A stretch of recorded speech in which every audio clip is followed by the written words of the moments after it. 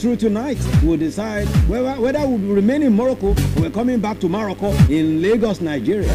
Whether we'll be in Lagos or we'll be in Lagoon, we'll return to Lagos or we'll remain in Lagoon in Morocco. The time depends on what they play tonight, and that's what we'll be deciding today. Welcome to the show. It is Complete Sports, where we look through everything. But you know, the focus today, Nigeria taking Algeria, two of the best teams at this year's AFCON. The teams with a 100% record going head to head. That is what is going to happen today. Are you ready for us? And we are going to be taking you through. From now till the match will be on, we will not leave. We will be giving you updates, live commentary right here. That is what is going to be happening. I have my team here, and we're going to be taking on this together. Welcome to Complete Sports, a special one. Super Eagles against the Delta Foxes of Algeria. We're going down, but it's Complete Sports. We must delve through some of these sports again, because tomorrow is going to be the beginning. It's going to be Monday in Nigeria, but tomorrow in Australia is the beginning of the Australian Open. They call it AO, the very first Grand Slam of the year. And the stars are ready. We're about to battle themselves out. So looking through that, the Australian Open, as you prepare for it, 2026 Australian Open. The NBA is hotting up again in the United States of America. We're looking through all of that as well, but don't forget, 4 o'clock we'll be having a breather for the Complete Sports segment, the Bet Naija segment of Complete Sports. Today is all about the Super Eagles. You give us your prediction on that that segment of the show. If you win, we'll give you the money. You guys have not been looking through your crystal balls in recent time.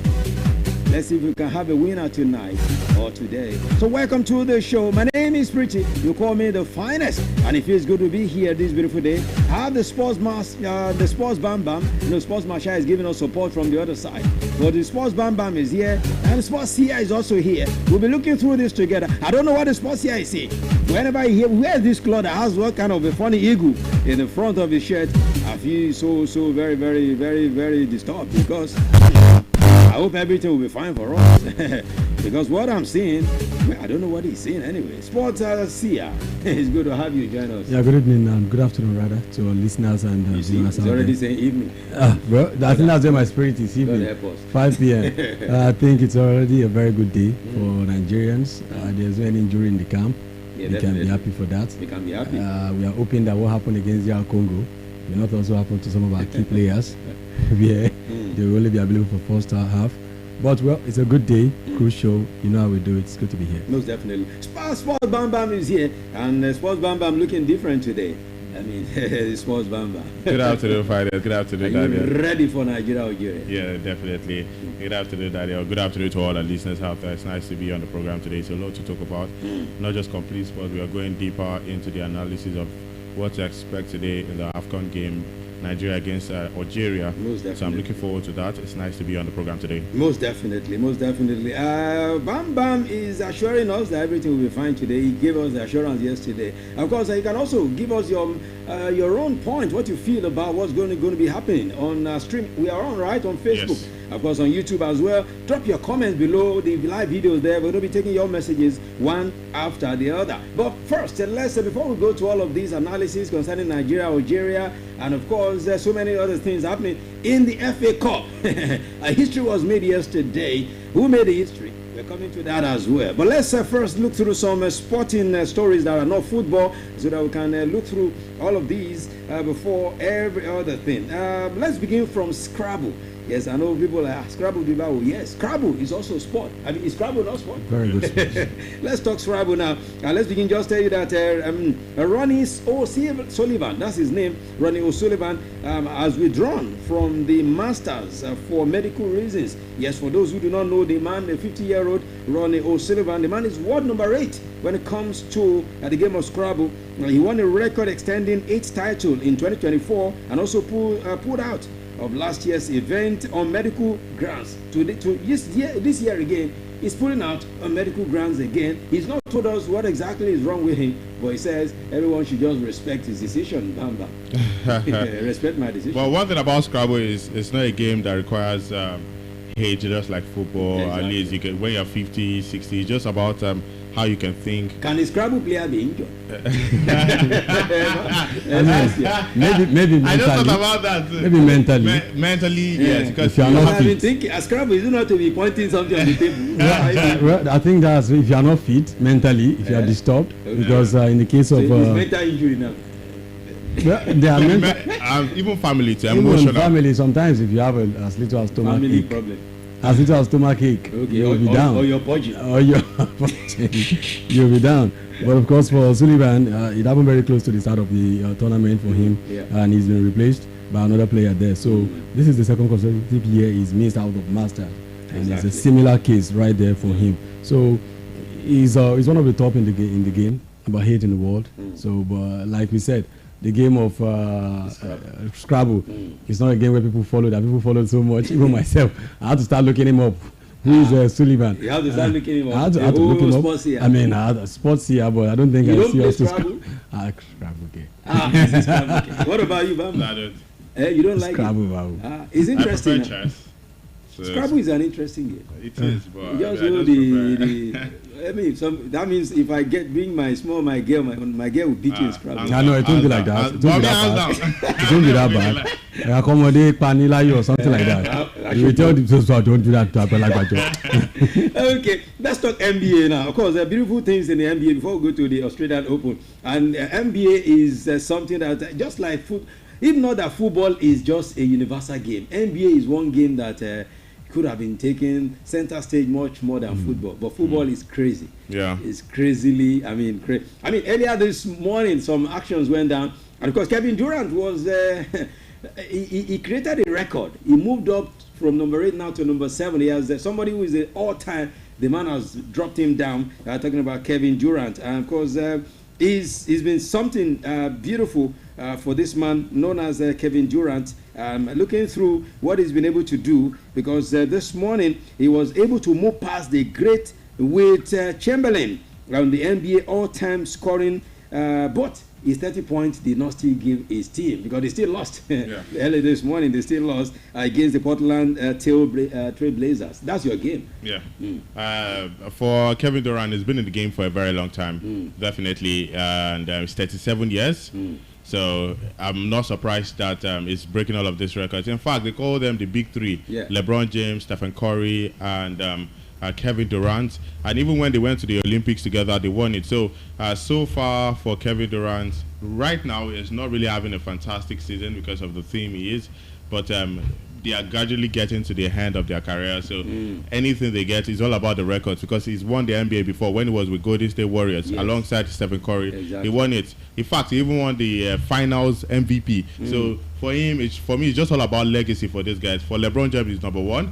For Kevin Durant now is moved up to number 7 in terms of the hierarchy of highest scoring charts right there. And talking about the games, the one that impressed me the most, it was Golden State Warriors, because they've not been consistent when it comes to winning. Yeah. So finally they got the win against Sacramento King, and it was Stephen Curry who had 27 points for them. DeRozan for Sacramento Kings scored 25 points, but still it was Stephen Curry. And now I always talk about Golden State Warrior moving past Stephen Curry. If Stephen Curry is not there, I know he's the greatest shooter of all time, but they have to move past Stephen Curry. It's getting old. What will happen if they're not there? There was a particular time Draymond Green was not there.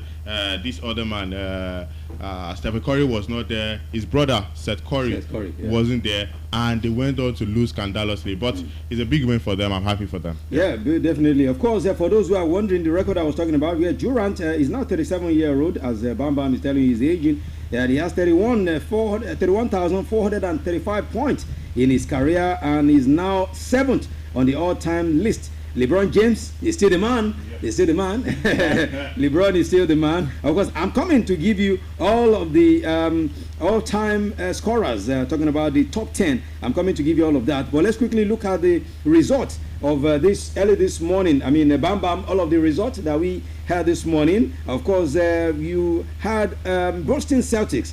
Yes, they won Raptors, Yeah, Toronto Raptors, 126 to 117. I mean, give us all of the other results that we had. Okay, Orlando Magic also they lost to Philadelphia 76ers 103 to 91. Washington That's the Wizards bashing. bashing. Washington Wizards lost to New Orleans Pelicans 128 to 107. Brooklyn Nets, yes, they lost to Los Angeles Clippers. Memphis Grizzlies, they were defeated by Oklahoma City Thunder, currently the top of the National Basketball Association right there. Denver Nuggets lost to Atlanta Hawks 110 to 87. Phoenix Suns defeated New York Knicks 112 to 107. Golden State Warriors, just like I said earlier, 137 to 103. Portland Trail Blazers 111 to Houston Rockets. They lost 105 right there. And for Los Angeles Lakers, they lost to Milwaukee Bucks 105 to 101 right there. So those were the games yesterday. Now, you've been following this NBA regular season. I mean, who's been surprising? I asked this last season. Yeah. I mean, this season, who has surprised you and who has really disappointed this season? Well, honestly speaking, Oklahoma City Thunder, they are still currently doing well. They've lost 7 times and 32 wins and so far. And they were the guys champions for last season. And many people were saying, oh, these guys are young guys. Maybe they just had the luck of it. But they have continued to pull up a strong performance so far in the NBA. So for me, they are still that major surprise for me. San Antonio Spurs, with the help of Wembayama, also they're doing well. That's another thing to look out for. It goes to show that some of these underdog teams are coming up. Usually we used to see the likes of Cleveland Cavaliers, Lakers dominate the NBA, Golden State Warriors at some point, Clippers, Houston Rockets. Those are the things that were dominated. But now, a team like Oklahoma City Thunder, #1, Minnesota, these are teams that I did not expect. So the big ones that got to the semifinals in the last outing of the NBA, they are still the ones dominating. Minnesota Timberwolves, with the help of Anthony Edwards, third. The San Antonio Spurs were Bayama. These were the guys that got to the quarterfinal, semifinal. So for me, those are the very, very good results. For the ones that are surprised to that have not impressed me, Golden State Warriors. Golden State, right? Golden State. I mean, everyone is talking about Golden State being a disappointment. They've just been struggling. They've been struggling. As so far, if the big guns leave, is that the way Golden State Warriors are going to the That's what they are trying to do.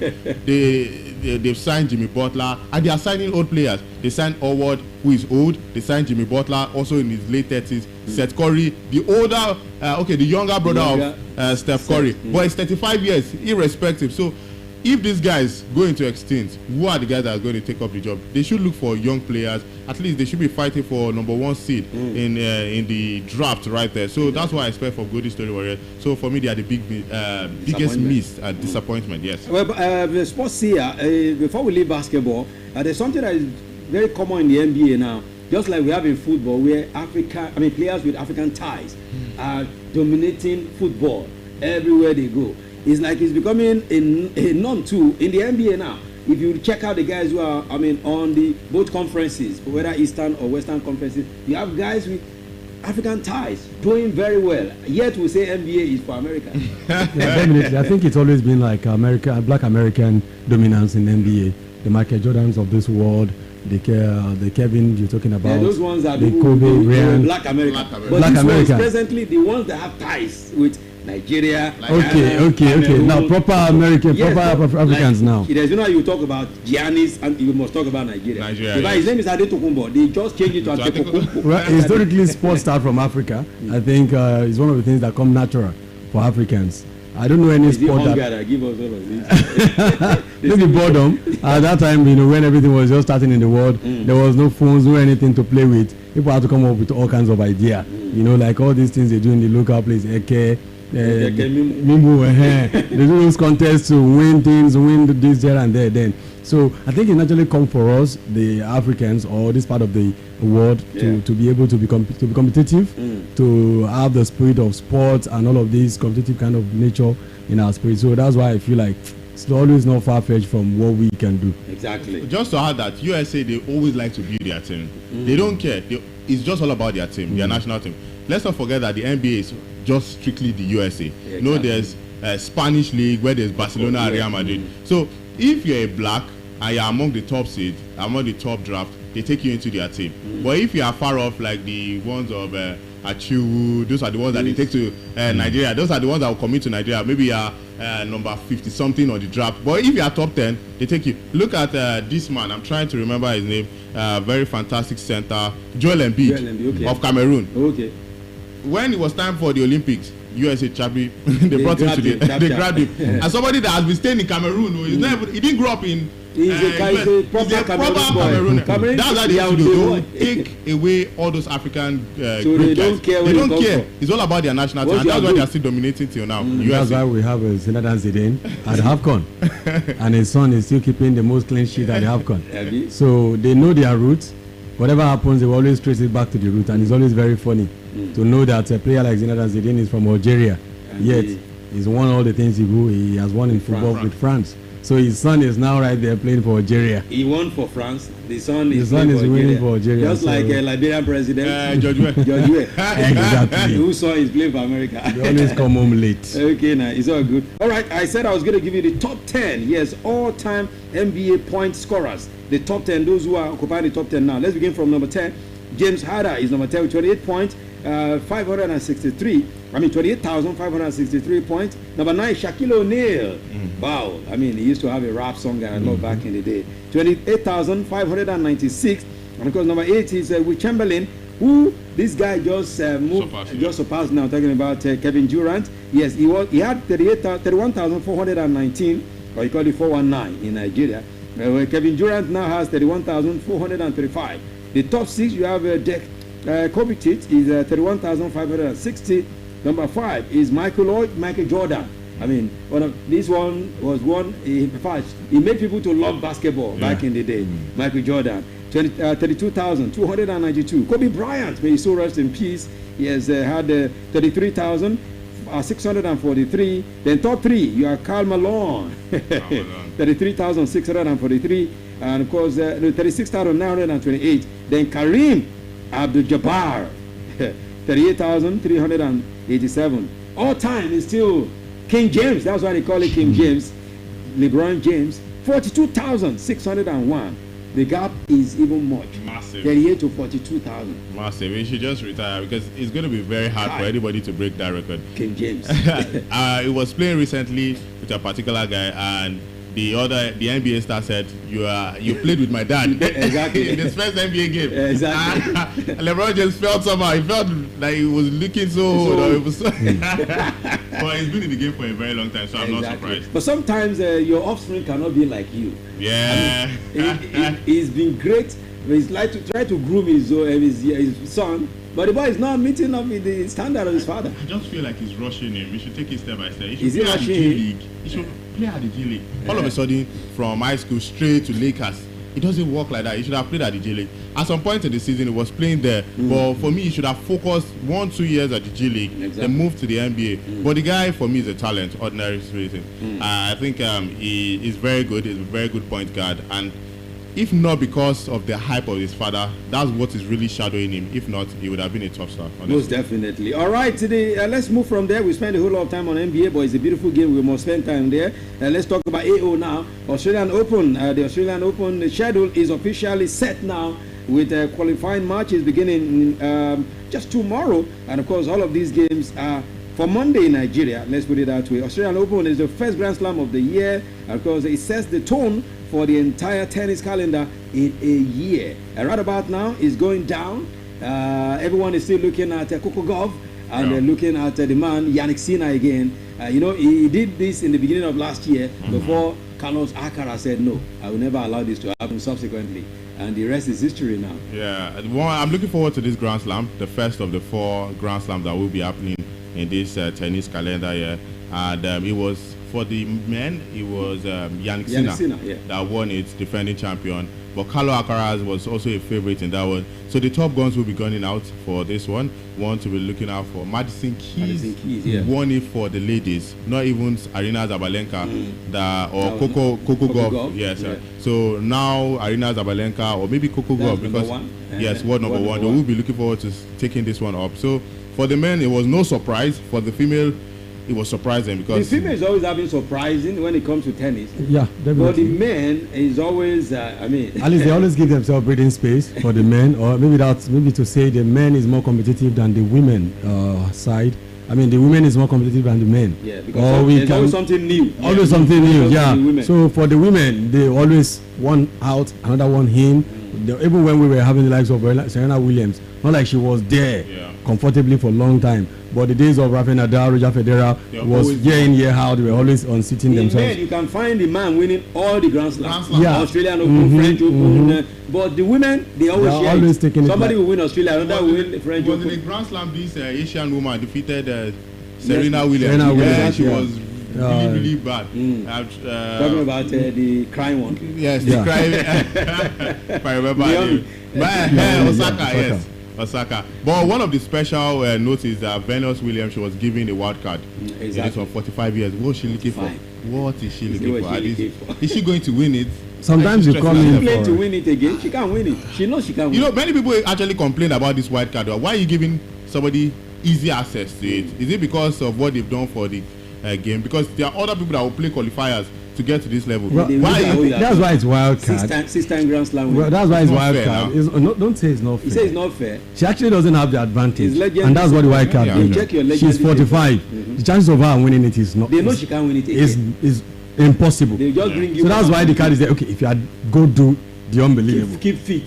or maybe for It's the like record, giving it to because- an 18-year-old girl to a 17-year-old girl Yeah. too. So it's both ways. But, She's not in her prime. if she competes, she's going to be the oldest. So maybe it's just for the records now. The course. It's oldest for the ever. records, and at the same time, That's what they if are she- doing. That's if what they she's are got doing. anything to put Anyway, they pressure. are having a prep, as we always have friendly matches in football. They are also having it. As world number one now, Arina Sabalenka reached the final of the Brisbane International for the third year in a row with a 6-3, 6-4 win against Caroline Muchova. Of course, Sabalenka aiming to win a third Australian Open title in 4 years.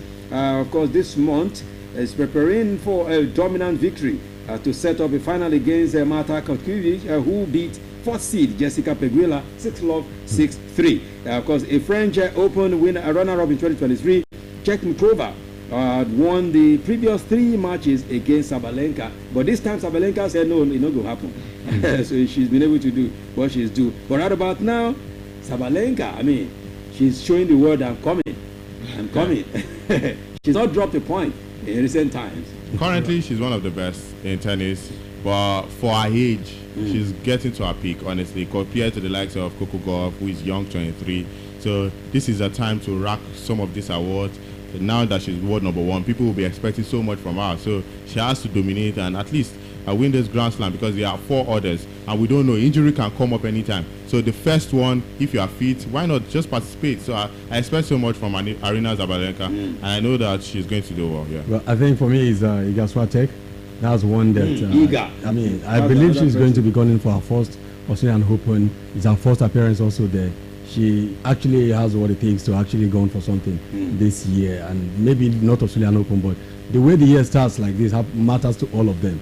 They know that once you're able to go into a finals, it goes to start earning you more credits going forward on the table and all of that going into the year. So that's why I don't think it's going to be an easy year for Arina Sabalenka, but at the same time, you never take it away that she's the best, one of the best, or let's say top 3 in the world right now. So it's going to be a very good tournament at the Australian Open. Okay, all right. Let's leave it. Before we leave the tennis, let's quickly tell you that Switzerland reached the final of the United Cup for the very first time by beating Belgium 2-1 in Sydney. A few moments ago, they will face USA or Poland in the final at the mixed gender tournament after Belinda Bencic and Jakub Paul beat LC Matesa and Zizou Baja 6-4, 6-love, 10-5.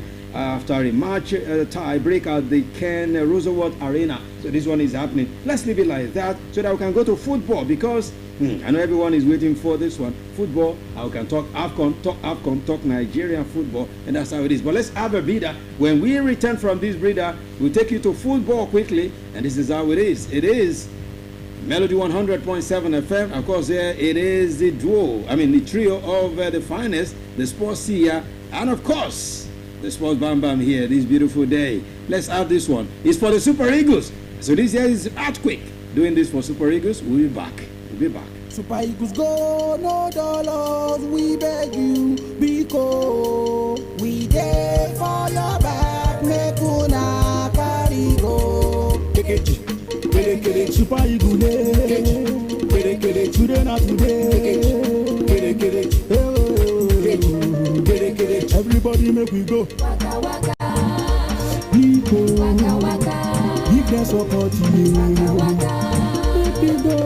waka waka, I say make we go. waka waka, Make we go. waka waka, They need our prayers. Make we go. Hey, ya go. Hey, ya go, ya go. hey yago, hey yago yago, Hey, ya go. Hey, ya go, ya go. hey yago, hey yago yago, Super Eagles, they come it. Ya go for road. hey yago yago. We they come like caterpillar, hey. We they come like bulldozer, hey. We they come like a trailer. Hey, ya go. Hey, ya go, ya go. Hey yago, hey yago yago. We go give them ginger, we go show them swagger, then they won't see my back. Organic master, We go give them ginger, we go show them swagger, then they won't see my back. organic master,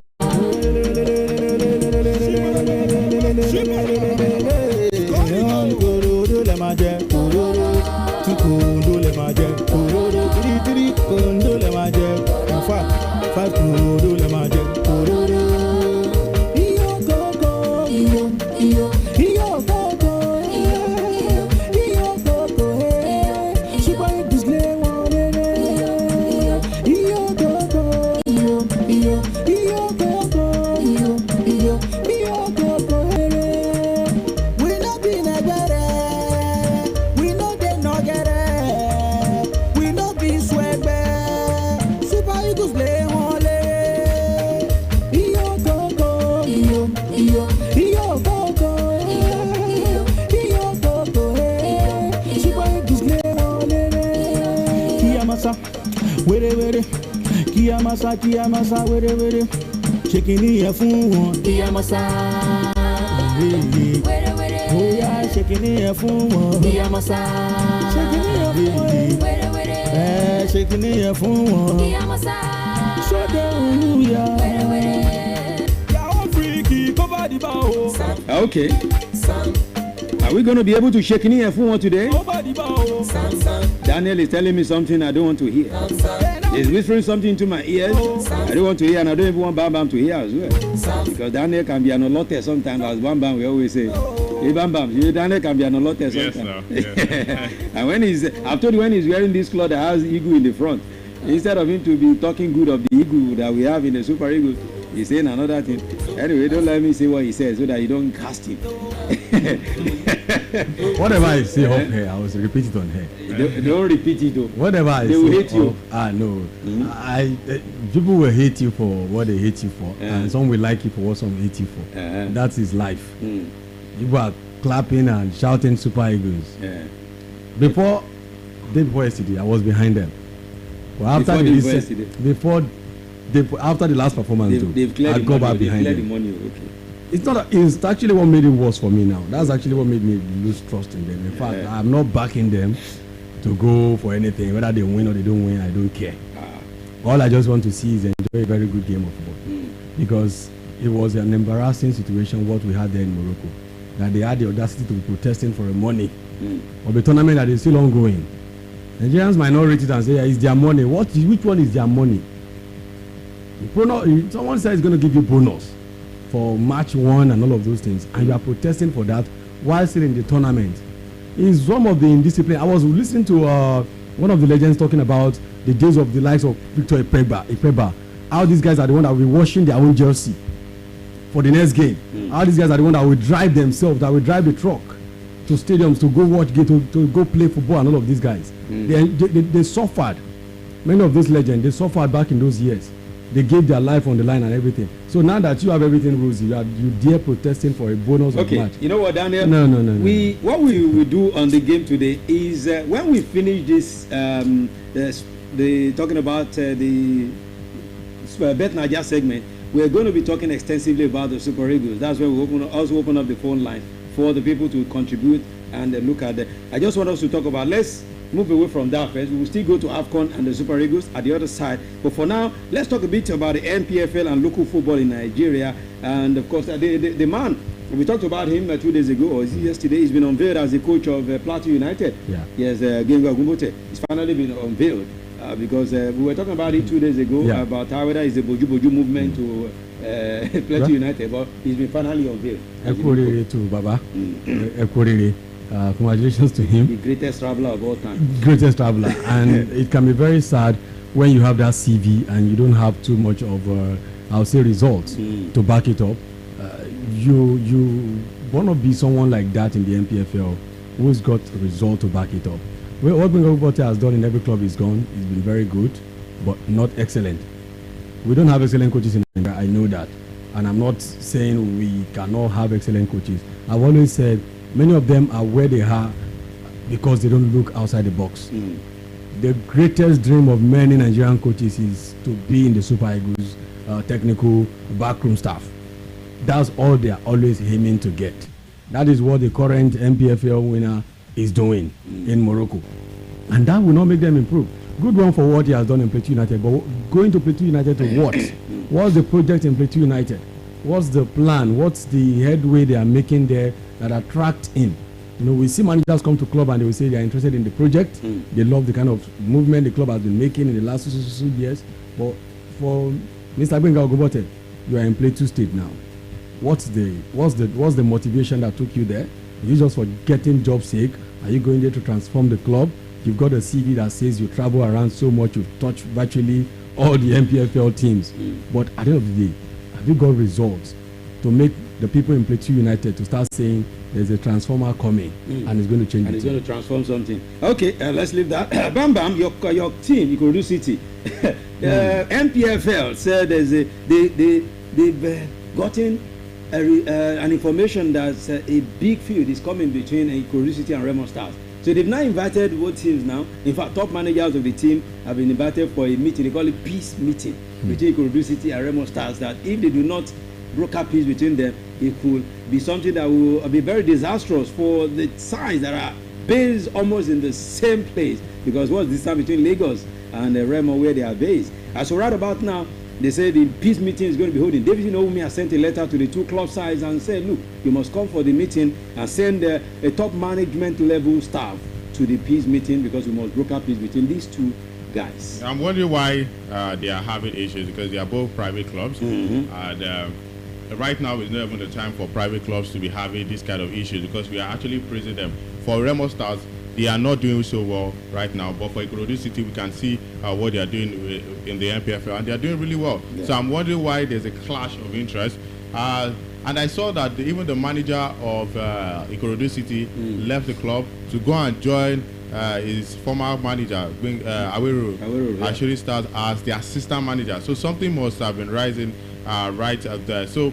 Well, let's see what pans out between these two teams. I'm wondering why they are fighting because it's not in the news yet. You know, the NPFL, before you get a credible source or information from them, you have to go deep. Or maybe I have to ask somebody involved in it because right now, nothing is being said about what is really happening between the two clubs. It's just the peace meeting we're hearing that is going to be holding on Tuesday, January 13th. What is the issues between these two teams? And now they've sent two representatives for the peace meeting. For Remo Stars, we don't even know the current situation of their coach right now because he's just with the boys at I won't say what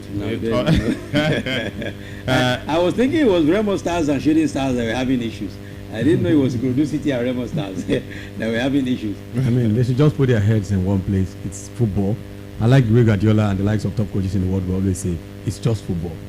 Especially when it comes to do with anything that is extra football, like violence and anything, you say it's just football. I was watching what Riyad Mahrez yesterday when he was being asked if he's afraid of the Super Eagles of Nigeria. And he said, at the end of the day, it's football. How will he be scared? Like, scared in his heart. That's what.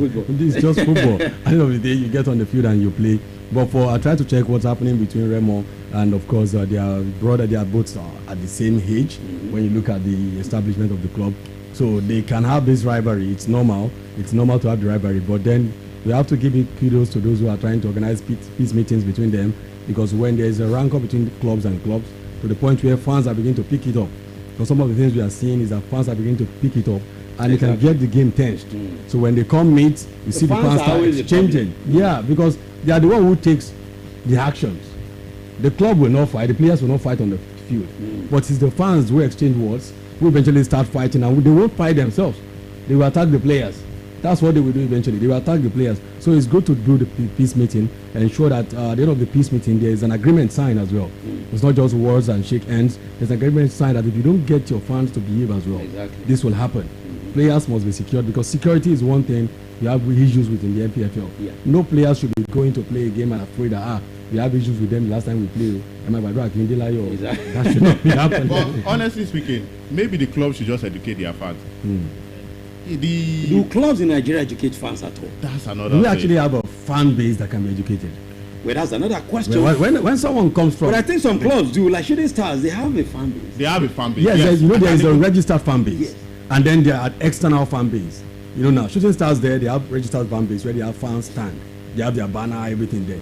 But when someone like you and I go there to join them, and other people from every race and everything comes there to watch. Like hoodlums. You know, that's what they will describe them. That's how we call them, hoodlums. They come to watch the game. The educated fans are up there. They won't do the dirty thing. But it's the fans who are like, why would you talk like that? Why would that guy kick ball against us like that? Educated fans know how. They have taken some, exactly. So is why at the end of the day, it's the club who needs to do the job. Because I'm just looking at it from the competition aspect, bringing two clubs. Now let's look at other teams like Kano, Katsina, Enugu Rangers, and Enyimba, who have always been in the game, or maybe Enugu Rangers and Shooting Stars, ICC Shooting Stars, which that they started the Bendel Insurance. Those are teams that they've been in the NPFL for a long time, and we've not had incidents of them coming together for a peace meeting. Now we don't know why there's a peace meeting. Is it because of the fan base? All the clubs that have been fined, the likes of Kano Pillars, we didn't give them that privilege to have a peaceful agreement, because this is not the first time that Kano Pillars fans are doing all of these things. They've been having issues. So why did they not give them that opportunity to have like a peace agreement? Maybe they were never ready to talk about it. You understand? So why is it Ikorodu City? Because what we are getting to here, the reports we are saying is about fans.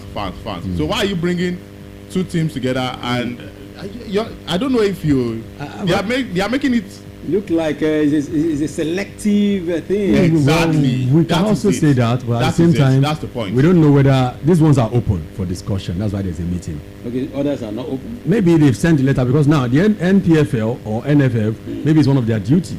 They've got a peace committee who sees there's a rancor between a certain club and it's becoming a part-time. So they are the one that will issue a letter to both clubs.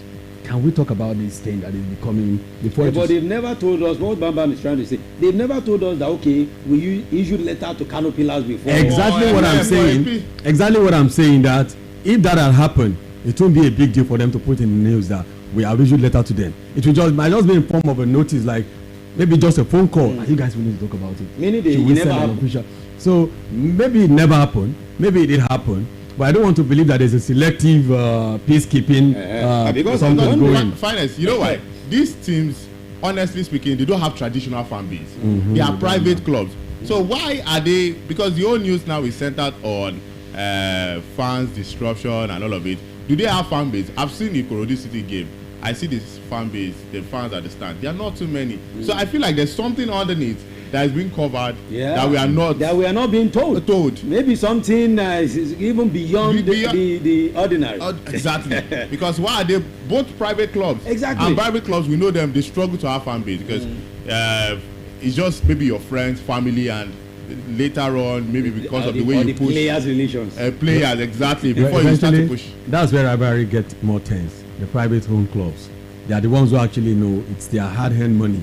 Talk about the owners, the investors, the fans who also feel like these are the private clubs, because the state-owned clubs, they are state-owned something. Everybody met it there. But the private-owned club, many of them will tell the story of how we used to cut grass here. We remember how we used to come here to put this together to make this place work. The likes of Barao FC and all these new clubs. I was watching one of the interviews where the owner was talking about how he struggled himself at a point where he was cutting grass and all of that. So it always makes it very tense. They're always more, how do I put it, more committed to the task. Okay. So much to the point where they can be extreme at the time. But the government-owned clubs, you know how they always say it in the government something. Iṣẹ́ ìjọba they have a slogan like that, saying "Soldier go, soldier come." Nobody's.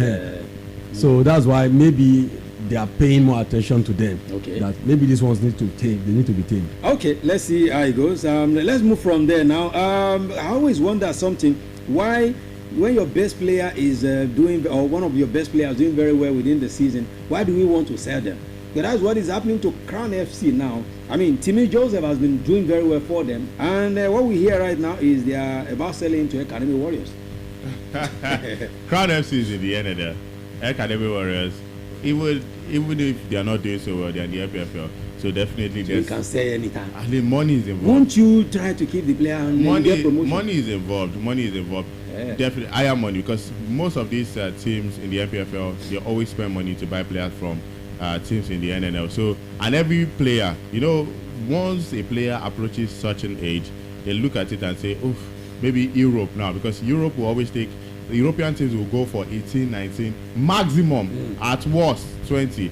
But if you are above that age, or if you're playing in the NNL for like 3 seasons, definitely the eligible age to play in professional football is 18 years. So if you play 3 seasons, you can't lie to anybody. You're already 18 plus 3, that's like 21. Exactly. So you look at it and say, "Oh, looking at my career, if I go, I can't get a solid club in Europe.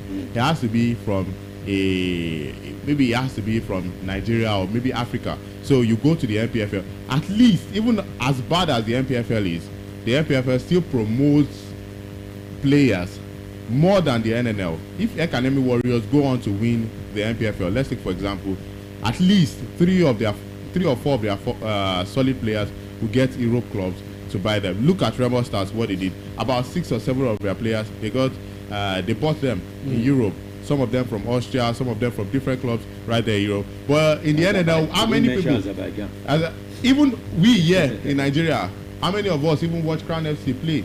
How many people in Nigeria watch Crown FC? Not to talk of. You didn't show them. You don't even show them. Even the NPFL games that we see is just links that we get to see the game. But at least we still have a link. But in the NNL, we don't have all of that. It's just more or less like the normal set that we used to see. It's not that solid. It's just maybe a bit professional. So it's better for a player. Honestly, I will always advise a player, if you get a club in the NPFL and you don't have any club in Europe, go for the NPFL if you're in the NNL, because it will promote you better. Okay, quickly, let's talk about this now. I'm trying to, if you understand what we are trying to do on the show today, we want to push the discussion about Super Eagles and their games to the next part of the show when we are done with the Bet Niger segment of the show, so that we can have enough time to talk about the Super Eagles ahead of the game that starts at 5 p.m. if you understand. Kevin Bassey, I mean, AC Milan wants to buy Kevin Bassey from Fulham, and they say they've been watching him, he's been spectacular, and he's somebody they need at AC Milan. Is it a good one for him to go to Italy, live in EPL, the most exciting league in the world? Well, if I'm Kevin Bassey at this moment, I won't want to interrupt whatever is happening to me. He's been developing very well, but it wasn't like this a year or 2 years ago. He was more inexperienced, he was more rash, always running into ball, always committing fouls, and so he's more composed now, but I don't think he's there yet. I don't think he's that AC Milan level yet. I know AC Milan is not the traditional AC Milan we used to know, the top Nesta days AC Milan, but still I feel like I won't want to disrupt what he's got going. He's not Barcelona calling you here or Real Madrid calling you. AC Milan will not get you Champions League. I don't think they're even going to get you this Serie A on time. So if I'm him, I want to stay in the EPL, keep fighting where the likes of Liverpool, Chelsea, Man City, are the big tests every week in, week out, because Fulham are a fantastic team in the EPL right now. Very, very fantastic team. If there's a chance that he's going to leave, if the agent is going to make him available in the market, I think he's got a chance of getting into a team like maybe Aston Villa or Tottenham, a bigger team in the EPL, than going to AC Milan. So I know I don't have right to tell him where to go or where not to go, but I just feel like AC Milan is good historically, it's good for him, with the branding and everything, but it's not there yet, like proper been there, that kind of defender that goes into AC Milan where we know their history with defenders. And won't he be getting the experience there? If he goes there? Honestly speaking, I would advise him to go to AC Milan. You see, in the Premier League, I love the Premier League so much. It's competitive. You get to play. You know that you're already there. You're a big player. Everybody's seeing you. Exactly. But the dream of every player is to play in some of this competition. Fulham will never guarantee. You won't die in Fulham. No, Fulham will never guarantee in Champions League. You won't die in Fulham. Which are Daniel? And Fulham will never win it. AC Milan. AC Milan. That if you look Are at they in it, Champions League at the moment? they are not in the Champions League, but they will qualify for this. They've been out for They are long. currently second on the table second. right now. See, Daniel, AC Milan, at least it will guarantee you European spot. I remember when he listened to I think it was Conference League they qualified for. Kabibasi, he was so happy when he heard the anthem. He was wild when he heard the anthem. Imagine if it's not the Champions League on a big stage. All those AC Milan, Napoli, those are the teams that will guarantee you, because their league is not so competitive. At least AC Milan, I can still guarantee that they will qualify for top 4.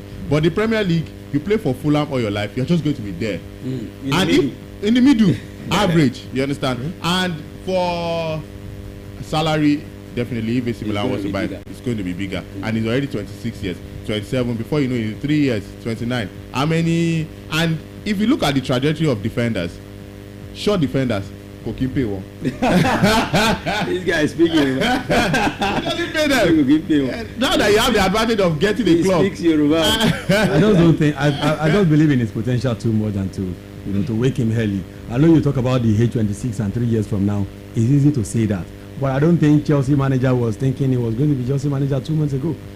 Things happen in football very fast. Manager is for the same thing with players. We were talking about Antoine Semenyo the other day. Who believes he will be in Man City now? Just a season or thereabout ago. All that matters for Kambi Bassey to start playing for Man United or Chelsea is just one more season like the one he's having now. One more season like the one he's having now. Nobody will do that. If you look at, but if you go to his brother just returned from AC Milan. Did the brother not just return from AC Milan? Chukwueze. When he was leaving Villarreal or whatever club that time, he was like, wow, AC Milan of this world. He got there and he saw like, it's not the usual AC Milan again. Chukwueze will tell him that, bro, it's not the usual AC Milan we used to know. They are not there. But Chukwueze is still their material.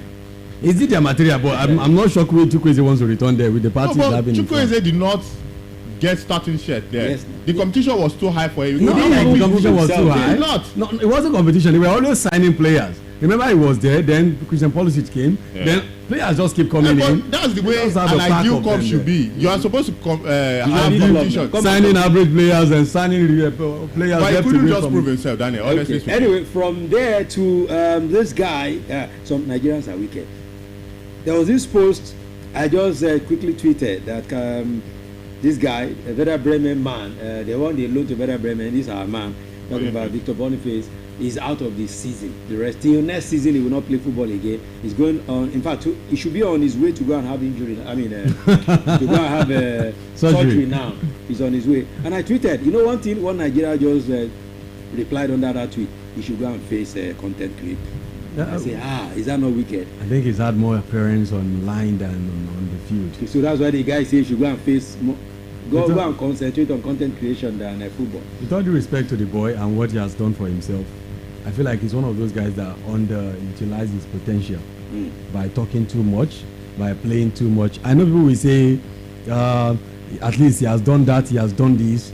If only you know what a player like that could have become. He's gone as far as being linked with AC Milan, whether what happened or did not happen. He's gone as far as being compared with Osimhen. He's got a brother that put him on the run, but he didn't take up any challenge. Every time people try to put Boniface with Osimhen or anything like that, it just make everything look like a joke. And I don't know when he was setting out to play football for living, I don't know what was the goal he set. Maybe the goal was just for him to be known. Maybe that's what he has achieved. And I know injury is one thing players don't prepare for, and they just happen. But the big question is, when you were fit, did you take advantage of that? Because he didn't go there and he was injured right away. He was there. The manager first said he wasn't match fit. Some said he was his size, he was getting too big. Some said he wasn't competitive and all of that. Now he's injured and he's out of the season. Surgery.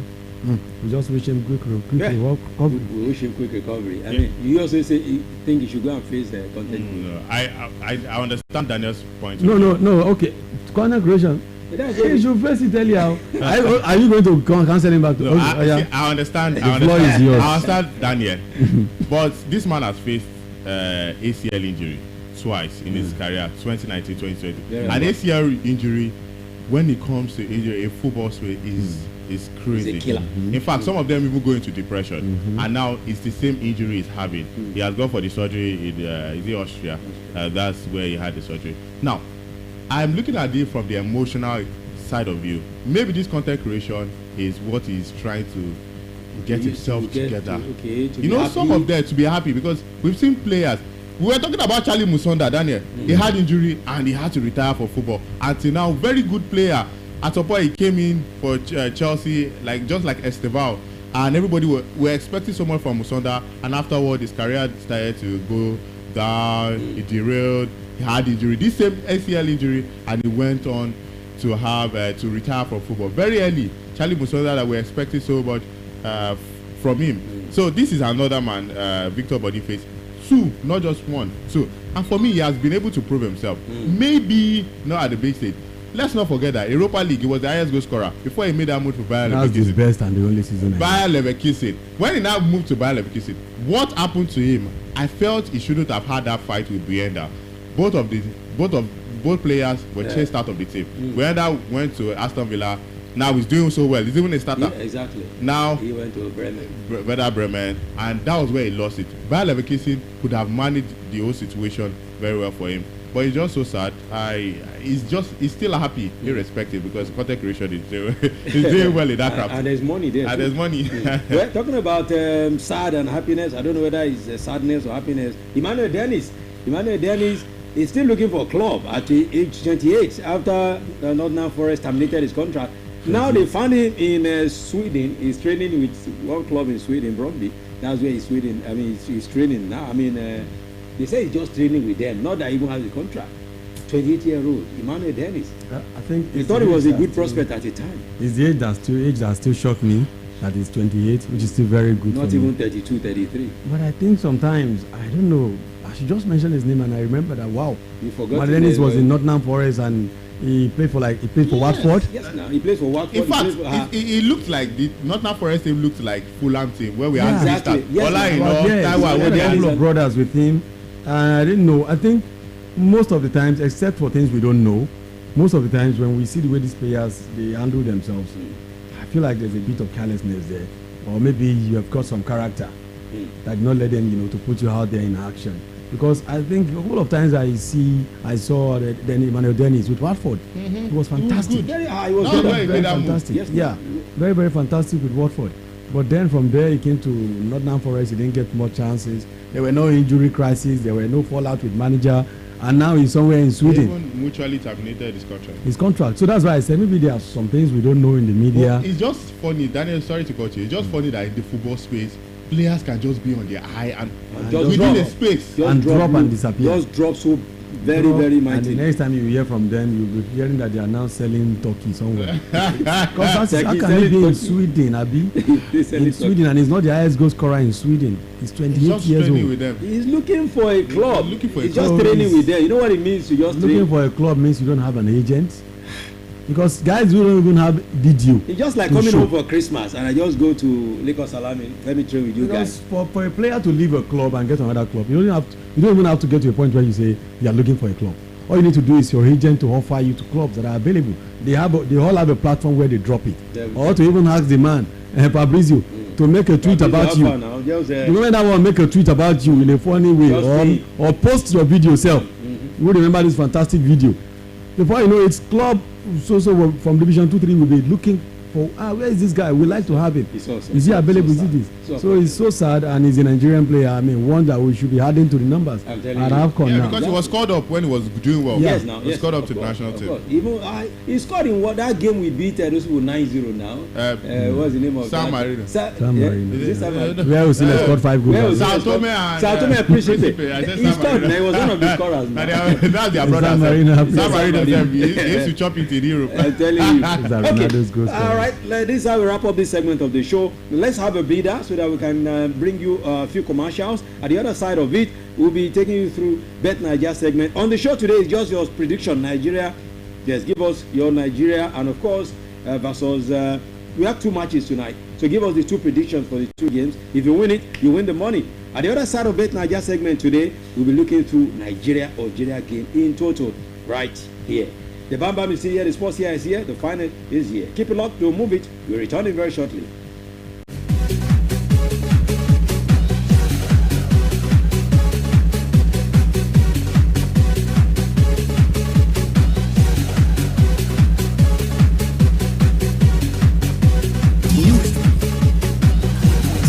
What's the big difference? We play anything like this. And this. And even this. A bigger variety with the biggest music library. 100.7. We play anything. Let's do it. èyí tí rọ́kùnkùn kẹ̀kẹ́ fún ti ayẹyẹ àjọ̀dún ọdún kan Melody 100.7 FM Ìbàdàn. àwọn tèmi náà sọ pé kí làwọn alájọ kọ́tọ́ tí ò sí lápò ṣòkòtò wa.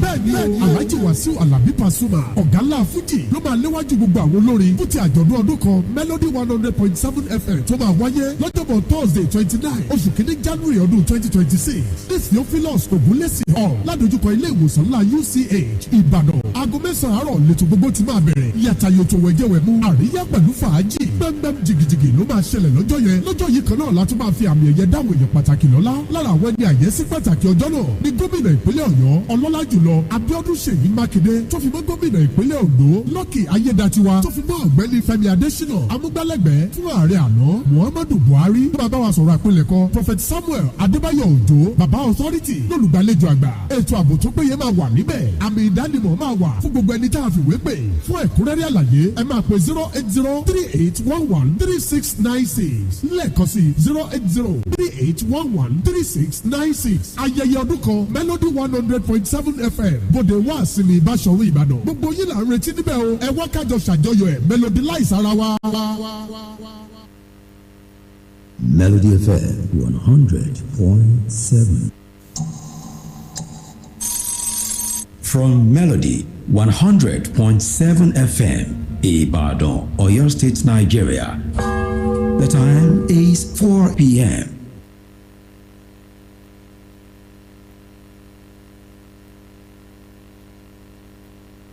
Melody 100.7 FM. Melody FM 100.7. Stay cool with Melody. Melody FM 100.7. Stay cool with Melody. All right, thank you so much. This is the Bet Naija segment of the show this beautiful evening. It is Complete Sport on Melody 100.7 FM. The finance is here, and this is the time we talk about the Bet Naija segment. Bet Naija, Nigeria's #1, always partnering with us on this segment of the show every Saturday. Thank you so much for joining in again, and we thank Bet Naija for all of the support every time, and they promise us again more support coming. Thank you so much for the management of Bet Naija, and this is how we say welcome to this segment this beautiful day. What are we looking at in the segment? Is Nigeria moving up against Algeria in less than an hour? It's going to be going down right there in Marrakesh, Morocco. What would happen there? What is your thought concerning that game? Let's even imagine. They have a game. Just as sports here, we always say, they have a game, all important game against Algeria. We had Buraha, and the team was protesting their payment. Do you think it was the right time for them to protest? Or do you think it was the wrong time, as sports here will always say? But some Nigerians will tell you, if they lose the game today, they might not get all of their money again. That will be bye-bye. You know how NFL behave. While others are saying, no, they should have played that game and forget about all of these things.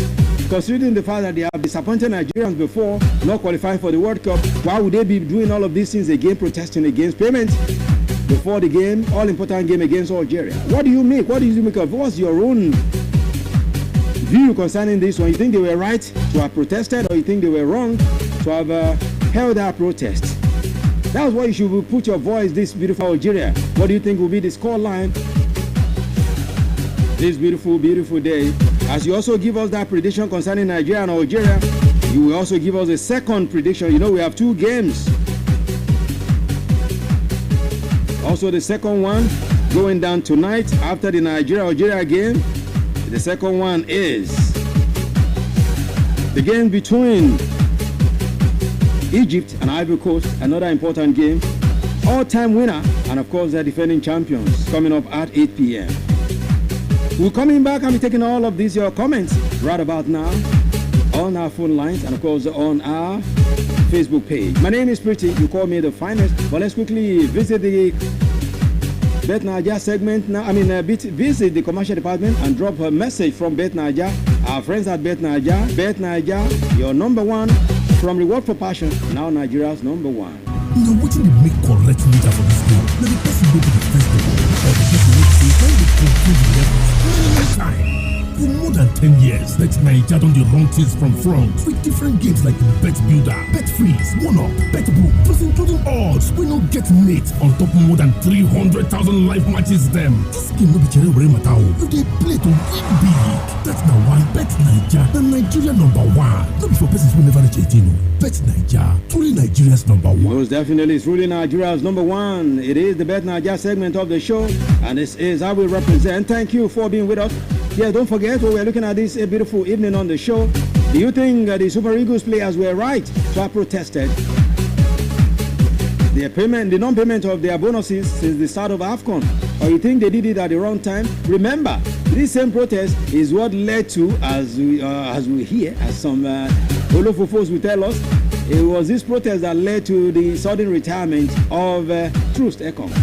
So what do you make of this beautiful evening? Let's hear from you. 0702-520-1007 and 0705-507-1007. 0702-520-1007. 0705-507-1007. If you think they were right, let us know. If you think they were wrong, let us know. Then you give us the predictions of the games. Nigeria, Algeria, and of course Egypt, Ivory Coast. We'll be taking your calls after this short breather now from Bet Naija. Let's take another one from Bet Naija. You know it's Reward for Passion, and of course Nigeria's number one, Bet Naija here. Kí ni a fi ń ṣe àgbà nínú eré? Ṣé ẹni tó kọ́kọ́ bẹ̀rẹ̀ ni? Àbí ẹni tó ń ṣe lọ́nà tó léraléra? Fún ọdún mẹ́wàá ó lé ní Bet Naija ti ń ṣaṣíwájú pẹ̀lú àwọn ògbóǹtarìgì bíi Bet Builder, Bet Freezer, One Up, Bet Boom àti àwọn ọ̀pọ̀lọpọ̀ ìdánilójú lórí ẹgbẹ̀rún lọ́nà ọ̀ọ́dúnrún eré bọ́ọ̀lù. Ẹ̀ tayò fún ìgbádùn nìkan, ẹ̀ ń tayò láti jẹ̀gbádùn ńlá.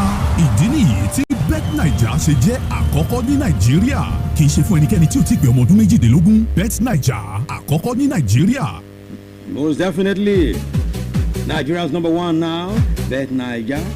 Of course, we appreciate Bet Naija for all of their support every time. You must be 18-year-old before you partake in what they do. And don't forget, you can connect with Bet Naija on all platforms on social media at Bet Naija Official, at Bet Naija Official. And don't forget as well, www.betnaija.com is the website where you want to reach out to them and ask any question at all.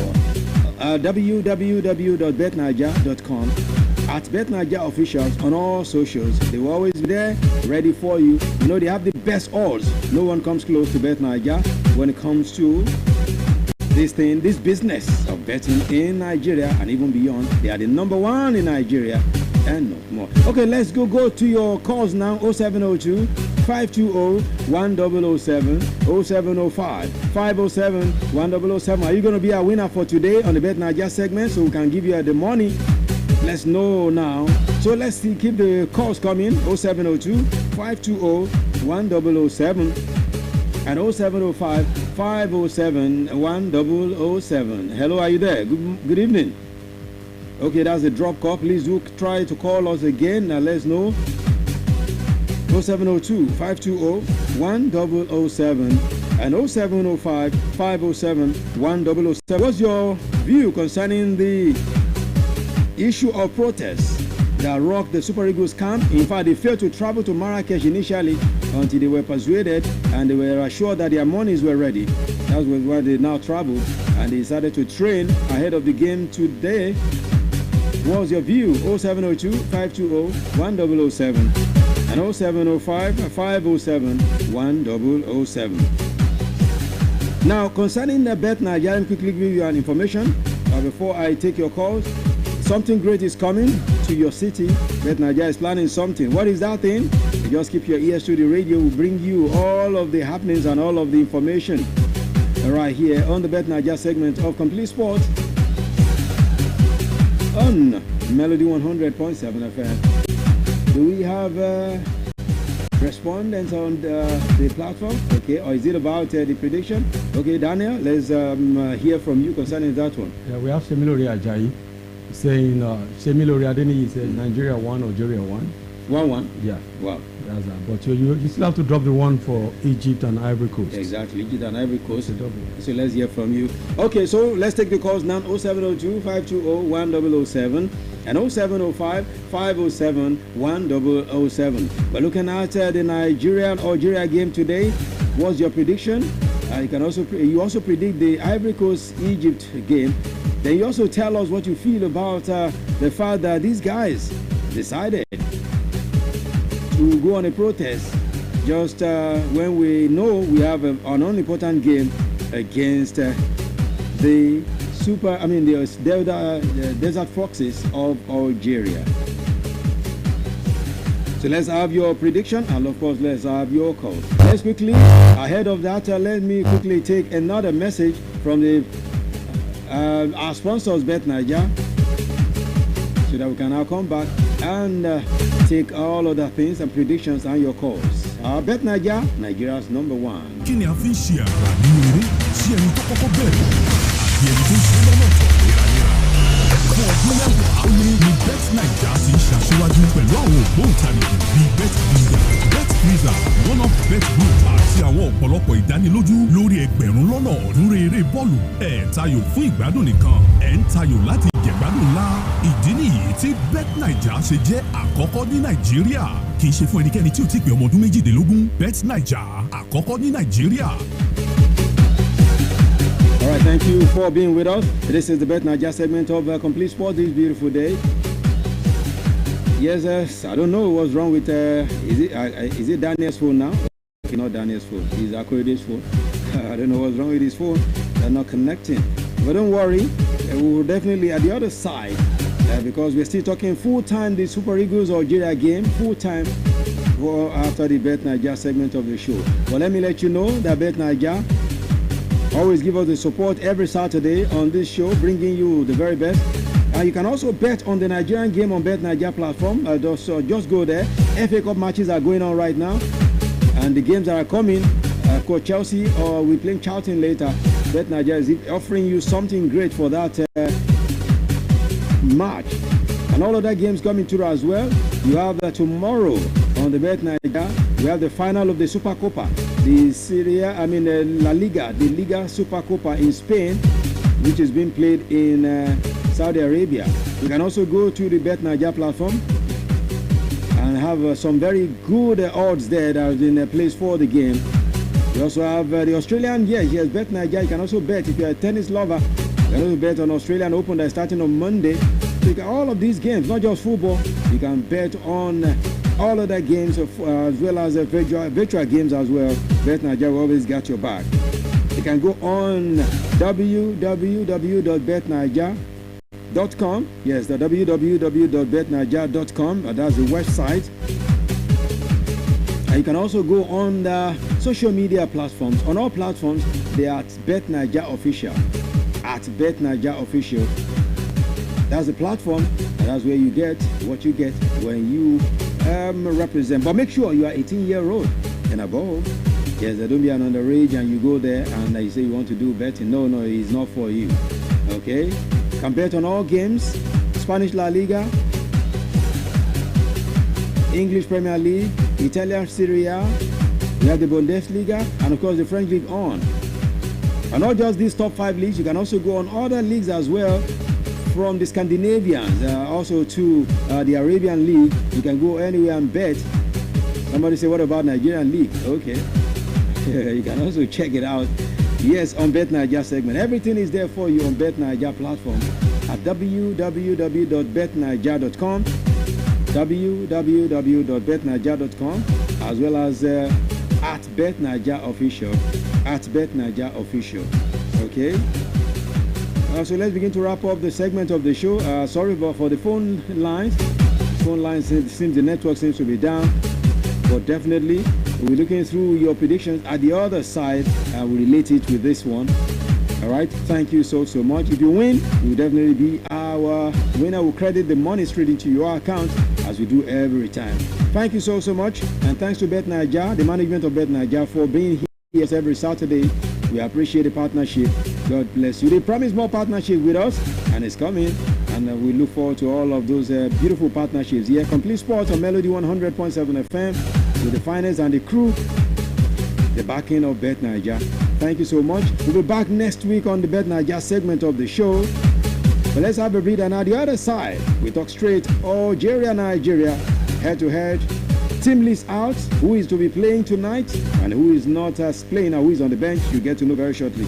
My name is Pretty. You call me the finest. Kudos to Bet Naija for this one. Let's have a breather from Bet Naija. I'll be back at the other side. Now, what will be correct leader for this game? Now, the person will be the first to play, or the person will be say, then they control the levels many times. For more than 10 years, Bet Naija done the wrong things from front with different games like Bet Builder, Bet Freeze, One Up, Bet Book, plus including odds. We don't get mate on top more than 300,000 live matches them. This game will be cherry matao. You they play to win big. That's now why Bet Naija, the Nigeria number one. Not before persons will never reach 18. Bet Naija, truly Nigeria's number one.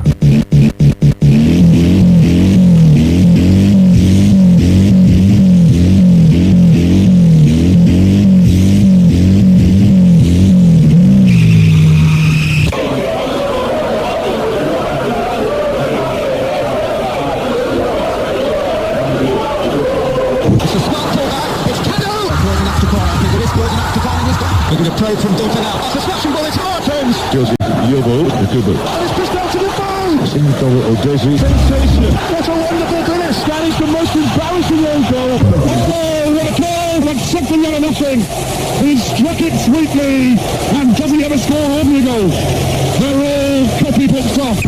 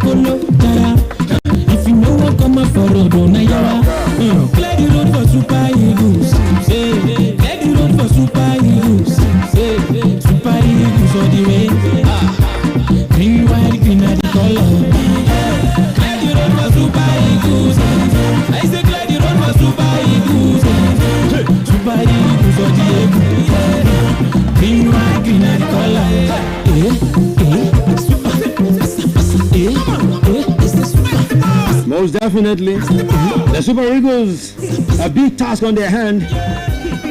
One thing is, Algeria, similar to Nigeria. What a name! Just remove the first two letters, and we are almost like sounding the same.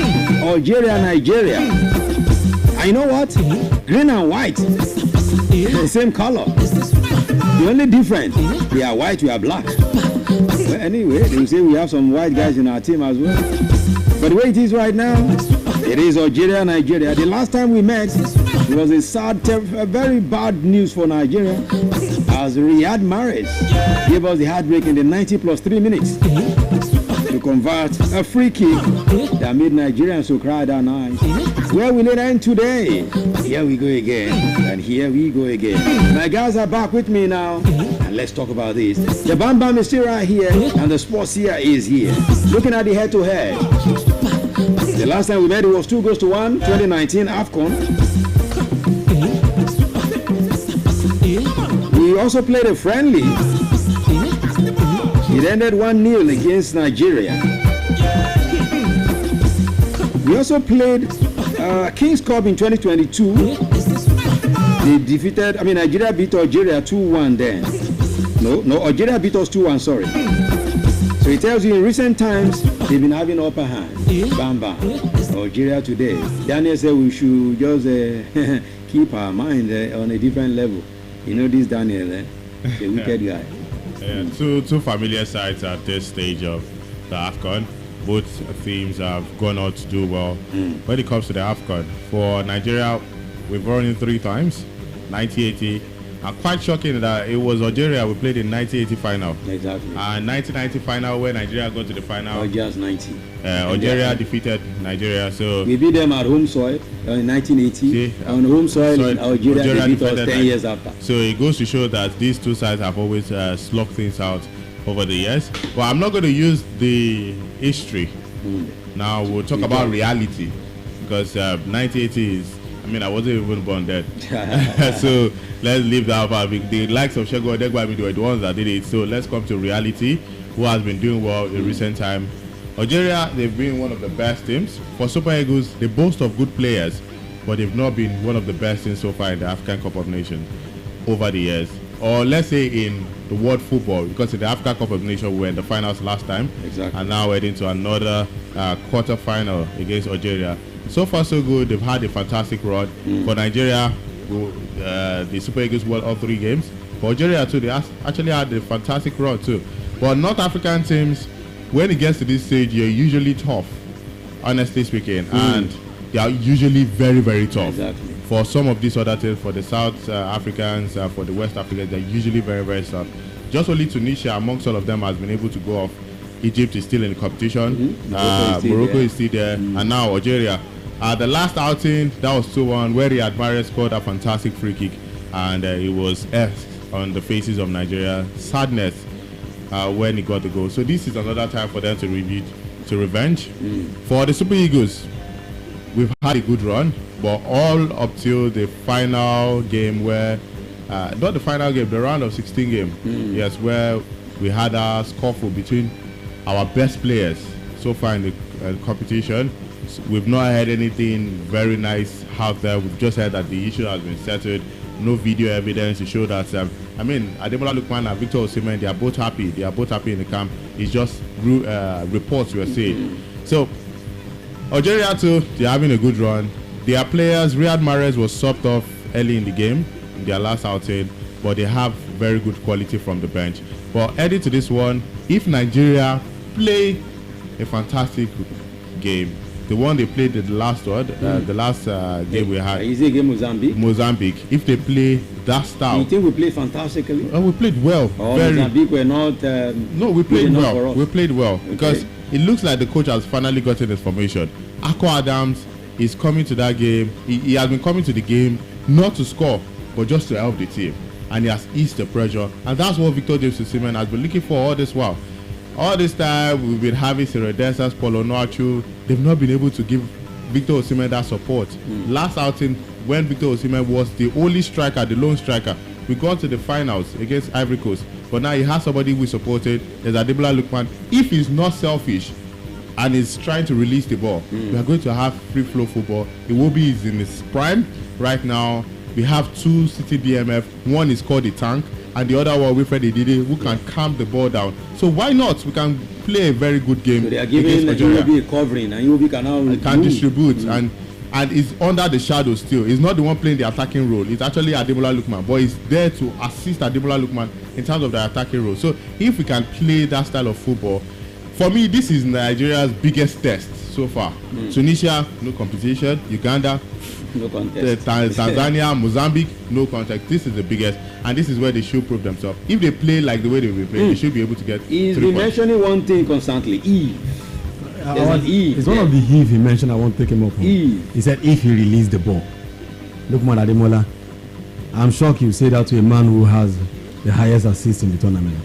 I don't believe you are one of the team Osimhen. He said if he is not selfish. Has he ever been selfish? Were you talking about Lookman? Lookman Ademola. Yes, I was talking about Lookman. There are certain times he should have passed the ball. Come on. The man with the highest assist in the tournament should not shoot at all. I am not saying he should not shoot. Who should he give it He to? has the role of an attacking midfielder, Okay. not an attacker, not a striker here. Okay. You know, it's different if he's a winger. He has the role of an attacking midfielder. And he has come in with fact, the numbers. formation is a diamond formation. And he has numbers to back that up that he has delivered. Eh? And he Yes, has numbers. that's what I'm saying now. But if I'm just trying to talk about all of the guys. If they put up their A game, Okay. they should be able to get it. But there's a way you spot him out and you said he. Like you are one of the senior boys. Your green account is. It sounds like that. He's not selfish. No, there are particular times I felt he should have released the ball. You're still saying it again. Yes, he should have released the ball. Honestly, I'm not Lukman going to Ademola has scored how many goals in the tournament? Maybe goals, 4 3 assists. goals. Yeah. And 4 assists. One of his goals was from outside the box, Yeah.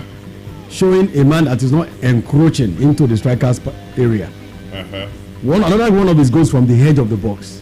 He has not had any tappings. He has not had any dribble into the net. The only time he did not release the ball is what you are saying, heave. Now let's look at. Fear God now. One of the goals he scored. Wow. I felt he should have played the ball once. Okay, one of the goals he scored. No, wait. When one of the goals he scored, He that scored. one that was given to him by But he Victor scored, Osimhen. right? He later scored the goal. Okay. He was composed, but a normal strike, I felt like a normal attacker should hit the ball once, not even balance. You know. For me, was it? It wasn't Tunisia. I guess it was the third game against Uganda, where he did that dribble and stuff. If it was a better defense, because we've been seeing top teams with very good defense so far. Even the yesterday games that we saw, the team Senegal played yesterday, both of it. So Mali, even although they left the competition, but now we are getting to a very serious phase. So everybody has to put his A game. That's what I just think, honestly. I just want you to clear that you are not trying to call Lukman. not- If there's any player I root for in that team, if I'm going to be cheering for the Super Eagles today, is Lukman Ademola, a player that I believe, in my opinion, is the best player so far in the team. So he's saying that if that means He's not labeled starting. him as a selfish player. no, he's not even to leave. No, I want him to take that back. I'm not taking No, it. Jesus. Oh my God. So you are labeling Lukman Ademola as a selfish player. I said if it's not selfish. If Lukman Ademola has not released his balls, all the ball he's got in this tournament, we won't be where we are today. 4 assists. So, looking at Algeria, Nigeria. This game. From where I stand looking at this game, sincerely speaking, I feel we are going into that game with everything we've got to defeat Algeria. They are the team to defeat. We are not the team. We are not the big boys in this game. Really? We are not the strong force in this game. We are not. We are both have the same record. Nigeria. We both have the same record. We both have the same record. We've not none of them have lost or had a drop. Yeah, the 2 best teams in the competition. They are the 2 best teams, and they are in a better shape than we are. We just got to AFCON and start getting our reading. They've had their reading before the AFCON. We are the latest finalists, though, not winners. What? Against Ivory Coast, too. So But they qualify for the World Cup. Don't even say. I was going to say that. That was empty. If you are talking about the last, you are talking about your last high. Yeah, that was That's the empty. last time you were at the AFCON final. Currently, Algeria, they are the better side. Let's not even be deceived by the name, because if you want to be mentioning names, they've got big names too. Just that they are not the internet sensational as we are, as our own, like the Ademola, the Osimhen.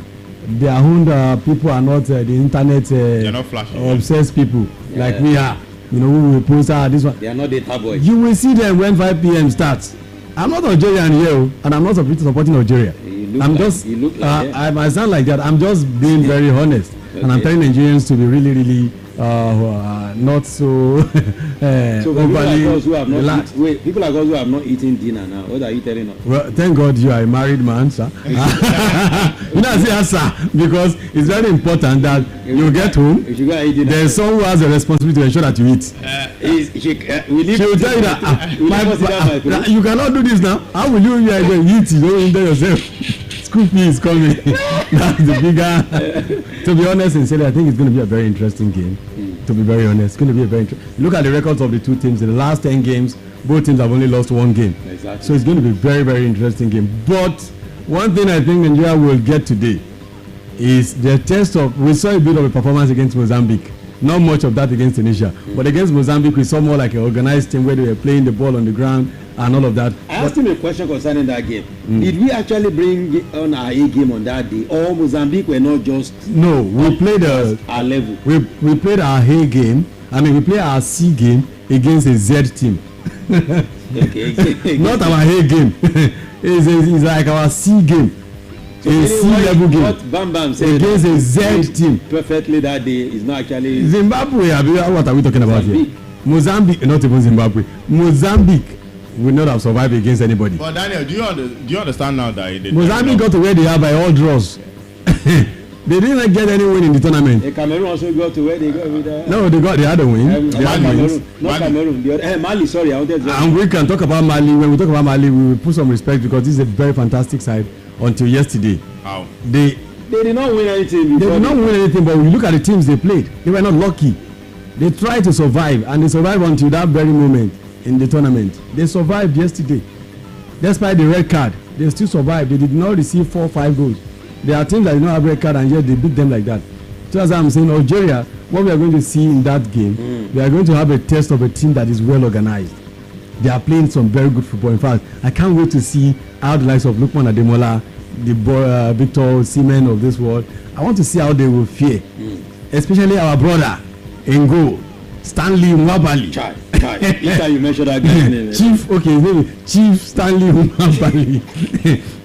I don't want the That's chief. one guy that I don't position the Nigerians are Sincerely speaking, I think there's no way to analyze this game and say Nigeria will win or Algeria will win. But what I will just say is it's going to be a beautiful game of football. I can't wait for 4:30 to come. All I just wish that had not happened. One thing I wish had not happened is going into this game, I wish all we've been talking about is the game and not controversy here and there. Yeah. Because we had no time to talk about anything. We didn't even have time to analyze the Algerian team. Most of the questions the manager was answering at the press conference were about the NFF issues. Exactly. It's when they asked him yesterday the problems in the camp, he said, "Go and ask my federation." You see, that's what made it worse. You got all kinds of media houses in that room where they're asking him that question, and all of them will be like, "What's happening? Why are we not talking about the game? Why are we talking about money? Talking about controversies?" First it was Osimhen, then the players are protesting, which is totally wrong. Some of the things that break my heart about the boys. I thought when I saw the boys fighting on the field, I thought they were fighting for Nigeria. I thought they were all about let's bring on the medal, and let the people who have been supporting us. Because if there's one time this boy should have given something freely, it's now. After your protest. Indeed, he has said he will pay now. He has money. He has money now. He will pay now. When he pay now, in the next few years, he will come out too and say, the last AFCON we won, it was one that paid our NFF has told him, don't worry. We don't even need any one of them to pay. If NFF owe you money, go on and win the tournament. If you can. If you cannot, do your best. You don't need to protest. Because eventually, there's only one loser in this game. And it's the fans, the Nigerians who don't partake of any money of this. Yes, it is you and me that will be here now till 6-7 p.m.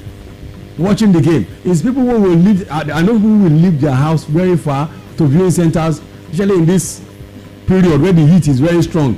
All these Paco viewing centers now, with all due respect to them. Nigerians are there now sweating. Many of them have removed their shirts. They are not wearing clothes. They are just using their clothes to fan themselves, saying, Osimhen. They will get onto the field. If something bad happens, they will go home. Sad. You will hear tomorrow that NFF has paid them. NFF will collect their own. Super Eagles will collect their own. Nigerians are the loser. And it is the same Nigerians that will invite into the fight. Since that fight started, they've been calling Nigerians to fight for them. Everybody has, I saw some comments people are like, NFF should pay them their money. Which of their money, which money are they owing them? They are owing them bonuses. Bonus is bonus, like you have done well and we add to your money. I will protest for bonus. You know how many Nigerians, how many people working for government that are still in several parts of the world that have not received salary for November or even October? Those ones are not protesting. They are still thanking God at least they have a job. But you are so fortunate you've got a club that is paying you in millions. Those of you that are not collecting in millions, you are start collecting ridiculous. Even Nwabali is collecting a lot of money in South Africa. Yet you will come here. No, who are you protesting for? Who is that player in the national team of the Nigerian national team that need money so much that you all of you now to say we will not go to where we want to train until we have received of the same tournament. Mamba, I know you want to say something about that, Rabi. The same tournament. People will say it's their money, they should pay them. It is not their money, it's the federal government's money, it's our money. We are paying tax now. That's the money they are paying them. No, No, now. Yes. The last time I went out to buy something, I see the size of the bread I bought. I said, what in your tax in you? The size has dropped. That's the truth. And it's all of the things they will pack together and give these boys. They will go there. You will see them fresh. Before the game now, you go and see their picture online. Okay. I'll just I'll buy boots for you so that you got it. See, yes, you can say I'm jealous. It's not about jealousy. It's just the truth, sincerely speaking. I honestly understand. On that one, will he play now? I don't even know. Many of them are older than me. Many of them are older than me. That's the truth. Osimhen is not my mate. I've always said it. What's the name of that? Once my Baba put me in shape now and I play all these things. It's not about the CBs, sincerely speaking. Because anytime he put that shape for you, and I'm not visiting this year. I'll still visit him very soon. But to be honest, the boys need to be more serious. If this pattern continues, when you start protesting in a tournament, I still have not I will never forgive them for the protest in Morocco ahead of the DR Congo's game. Okay. People will say, that protest did not mean anything. It meant everything. It meant everything to that game. The fact that the opponent can see that you are not even happy with your FA makes them stronger. What would you do? I mean, what would they do for you to forgive them? There's nothing they can do now. Will they make the World Cup again? No, if they win AFCON, I have no business with the AFCON. It will be our first AFCON. Need to know what to do. Finance, see, you will know the punishment when World Cup starts, and we are reporting here. We are reporting Ghana. That's when we will know how shameful it is. We will be reporting World Cup results. Honestly speaking, Semenyo is making a move. Nobody cares about what Ghana is doing. Because AFCON maybe just a sub competition to the World Cup. Just like the Euros, just like if Italy don't qualify for the Euro, they don't really think it's just all about the World Cup. The World Cup is where the real game is. It's actually what puts you on that. That means you have never forgiven. What? How will I forgive? When will you not forgive them? It's not about forgiving them. I can't forgive this set of players because these ones are not going to play the next World Cup. That's if you are going to smell World Cup again anytime soon. Because that's what fears me. If I feel like this is our golden generation. Most definitely. Look at our under 17. Look at our under 20. There's nothing there. Yeah. Going to this World Cup is one of the things that inspire young ones. That after the World Cup, you start seeing all of this, all of that. We don't have the future players coming through the rank. And the World Cup is coming next year. Nigeria is not going to be there. And you are now going to the Nations Cup that you should be fighting tooth and nail. Saying, hello, if they don't even give us boots, let's play with our socks. We are going to win this Nations Cup. And you are now protesting for bonus. Say until you see your alert. You are not. So that's what has become between NFF and the Super Eagles. They become that mate that they can just hold them at those stage and just say until we get our money. Right. There are people who will not support what Daniel is saying now. They will tell you. Those who are collecting money from the boys. Why is NFF also always in the bad book? NFF, they don't hold them money. Let's be honest now. They told them what happened. There's a change in the what's it called, in the financial department of the federal government. And money before you think it's like me sending money to Bam Bam through my account. It's not me now. It's not like when finance wants to pay people that win predictions here. It's not like that. There are places the money will go through. They will just be sending money to them. At some point they were demanding cash, those players, and it's not possible. Who will pay you in cash? Cash in that. Shehu Diko said that is not possible. It's not possible. And we but Daniel, let's just look at it from this other angle. You know, it's a roundtable discussion. You come. You are the one that will propose to the boys, because remember the last one, the protest in Morocco. Trustekon said they came to an agreement. So it's not like they paid everything, but for a particular period, let's just pay this one. You know, they continue to make promises and they don't fulfill it. That's something that's not good, honestly. Bam, bam. Because it's been stalling for. Trustekon said it since 2019. Bam, bam. There are even some of these players are not even in the national team. They are still even fortunate to still be there. What of those players are playing? I'm not talking about the money they hold them years back. No, that's not what is making me hungry. What they are fighting for at the moment the bonus. Is the bonus of the ongoing tournament. Okay. There are nations who are not giving their players as much as we are. England, those players they give. They don't collect. They give it to charity. Yeah. Because it's an honor. You see them after the player gets to represent England, they will give the player a cap. This cap they used to give them. That's what they give them. That you represent England. After 100 appearances, they will give him another cap. After you don't do so, they will take him to the King's Palace. They will knight the player.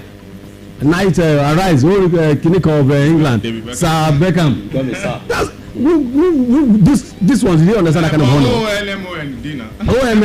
don't even care about that one because they've given them that. They've given them the certificate of that. Imagine don't want to say it on here. Okay, we have the lineup already. Please, Finance, let me add this, please. Should they go on and win the AFCON? Okay. Please, I'm begging you for goodness sake. Don't let us use the word legend for these boys. Okay. They are not close to it. Many of them are just representing the team for the first time. What is legend about them because they win AFCON? Please, please, Bam, acknowledge. before you be doing your sport echoes, they are not legends. They are not legends there. Don't legends them. They are not legends. Legends. This guy. Okay, as usual, Stanley Wabali is in goal. You can now see why Okoye decided not to go to the tournament because Stanley Wabali has been in goal for all of the five games. They've been using his all to do training. And the other guy too. Okay, Bruno Yemachi is on the left side of the defense. Calvin Bassi, Semi Ajayi, and the middle side. Of course, right side of defense, you have Bright Osayi Samuel. In the midfield, Alex Iwobi, Wilfred Ndidi, and of course Frank Onyeka. And Lukman is the front man in the front. In the midfield, of course, he's playing the one-man job there. While Osimhen and Akwa Adams are partnering in attack. What we have been playing is actually 4-3-1-2. 4-3-1-2 formation. I don't know where Richard got that formation from, but that's the formation. 4-3-1-2 formation. Okay, and of course for Algeria, yes, Zidane is in goal, the man who is having the biggest clean sheet ever at the tournament. Can Osimhen or Akwa Adam break it today, or Lukman? Only time we tell. All right, so for the defense, they have a Begali, you have a Mandi, of course Bembahini, and of course the Arim Nouri. Yeah, the guys in the midfield. In the midfield you have Riyad Mahrez, Sharowski, and Abdullahi, and of course Shaibi. For the attack, there are two main attack they are playing. Because Mohamed Mustafa Amoura and of course Imaza, they are the guys leading in a 4-4-2, clear 4-4-2 formation. They are playing. They are playing 4-4-2. We are playing 4-3-1-2. Let's compare this formation, guys. I think it's the best defense so far against the best attack. The best defense against the best attack. Yeah, yes, they are the best defense. No denying that. Look at these great guys they've got playing for Lille, Borussia Dortmund, Manchester City, top guys, and it's not just they are playing for the name club. They are regular starters, and Mandi especially. I can speak for top defender. I don't know how Osimhen is going to fare there today. Sincerely speaking, and we should be prepared. We should be prepared for not so favorable officiating as well. Yes. Because sincerely speaking, the way officiating has been going in favor of these guys from that part of Africa. Northern guys, right? It's like a northern conspiracy going on. I can tell you that there is something to it. Some people say they want Morocco to just all about Morocco, not even the other. Well, I think I saw that of Algeria's last game as well too. Sincerely speaking, and I feel like to some extent, they helped them. That Congo did everything they could, but the officiating was not so really got to a point that I think, like Bam Bam spotted out in the beginning of the tournament, they were not really paying attention to the VAR. The referee were too independent. They were not, maybe they are not used to it now. Yesterday's game, for example, I mean, too many fouls. That's the sub on African referee.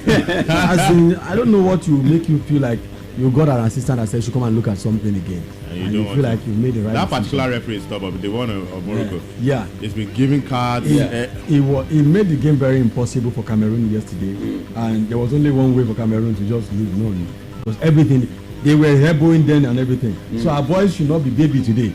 They should not go there and fall down and expect that somebody is coming to save them. They drag you. They are not there. Drag them like generator. The final that CAF wants to sell, we are not ready. Already as we are, where we are now, we are not in the final that they want to sell. Because Morocco must get to the final. And we are.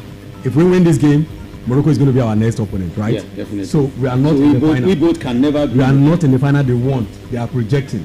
We know the favorite son of CAF, our FIBA now, is Morocco. And if FIBA loves you, CAF must align. So because of Morocco's project, what is happening in Morocco, we saw what they did at the awards. We saw what they've been doing at the tournament. We saw what they did at the last World Cup. They are the choosing. They've also be given the right to host the World Cup. Exactly. The so it shows that they are the choosing one. So it shows that any official, any referee wants to be at the center of the field knows that if I want to get a chance at officiating at the top level again. Even if they don't tell me, I cannot go against the anointed. Morocco is the anointed. You don't need to be at that level before you can read the room. Most definitely. You must always read the room. It's one of the things of the job. They will teach them in the training. Talking about the officiating, the guy who should have officiated our game was changed. Because for those who are wondering why did they change him, now let me tell you, it's because the guy didn't use his brain.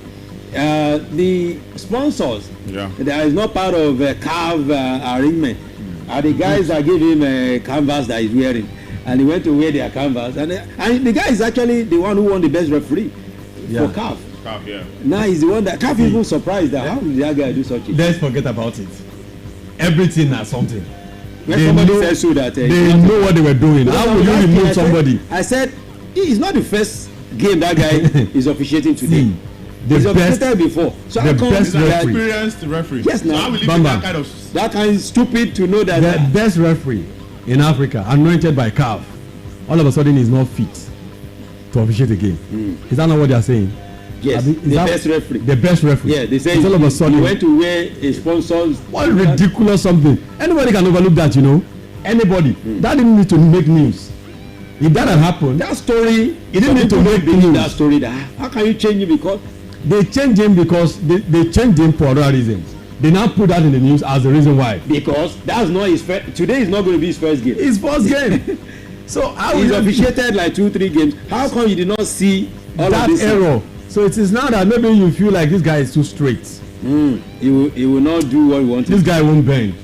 He's the anointed one in Africa. He wants to be straight to see whether we have to do something about him. What can we find? There's a position we always say, find a dirt on him. Okay. Position always find. In politics, there's always something. So and there's no denying that there's politics in football too. So let's just see how the game will pan out. Let's see. But I as I said before the competition started actually, that even officials are also trying to go to World Cup too. Yeah. So if you don't do well too, they will drop you as they are dropping Nigeria's officials for all of these big. So let's quickly, before we get to our match in the next 15 minutes, let's talk about other games as well. I mean, yesterday Cameroon, I was seeing Mbeumo talking. Mbeumo said he was so he was pained that he didn't know the game was going to go this way. I hope he has taken his flight to United for your next game. For the next game, please. They were beating 2-0 yesterday. I mean, Bam Bam, did you just say that on here? Quickly, let's look at that game. Bam Bam is hoping that Nigeria lose today so that he won't be so can go.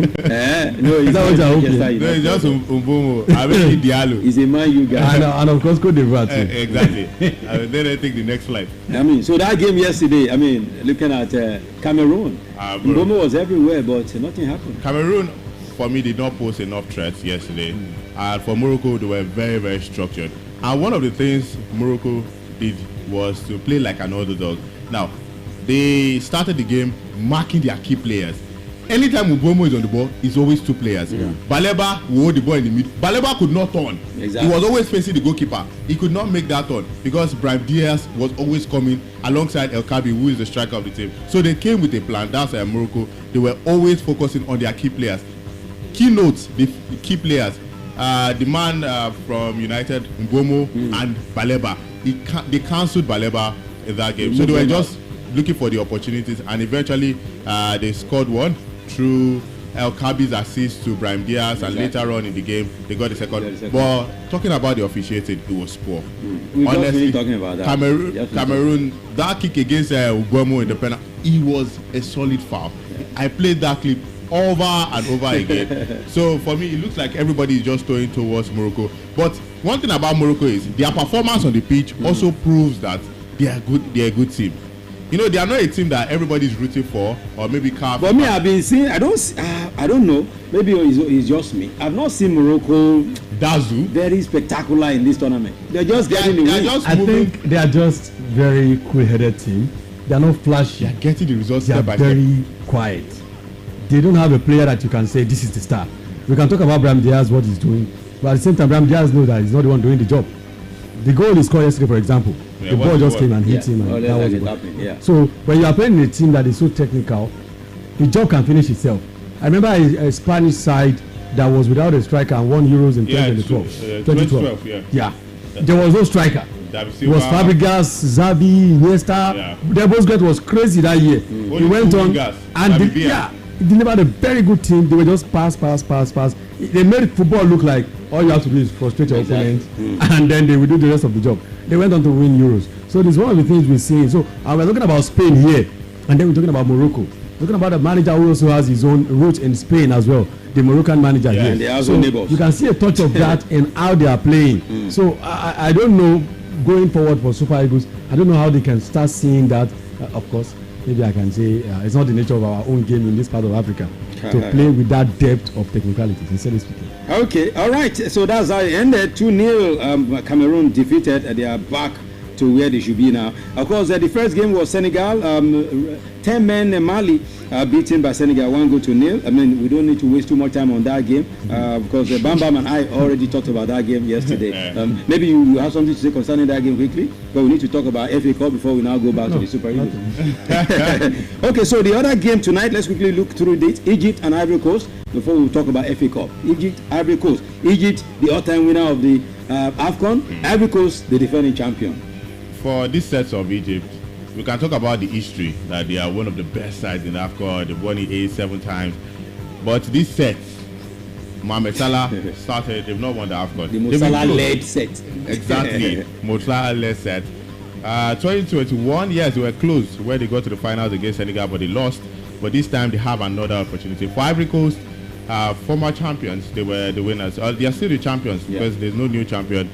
But for me, Ivory Coast, they've not made football look easy for me. I've not really got to the best of the Ivory Coast side. Egypt, for me, they've played fantastic football.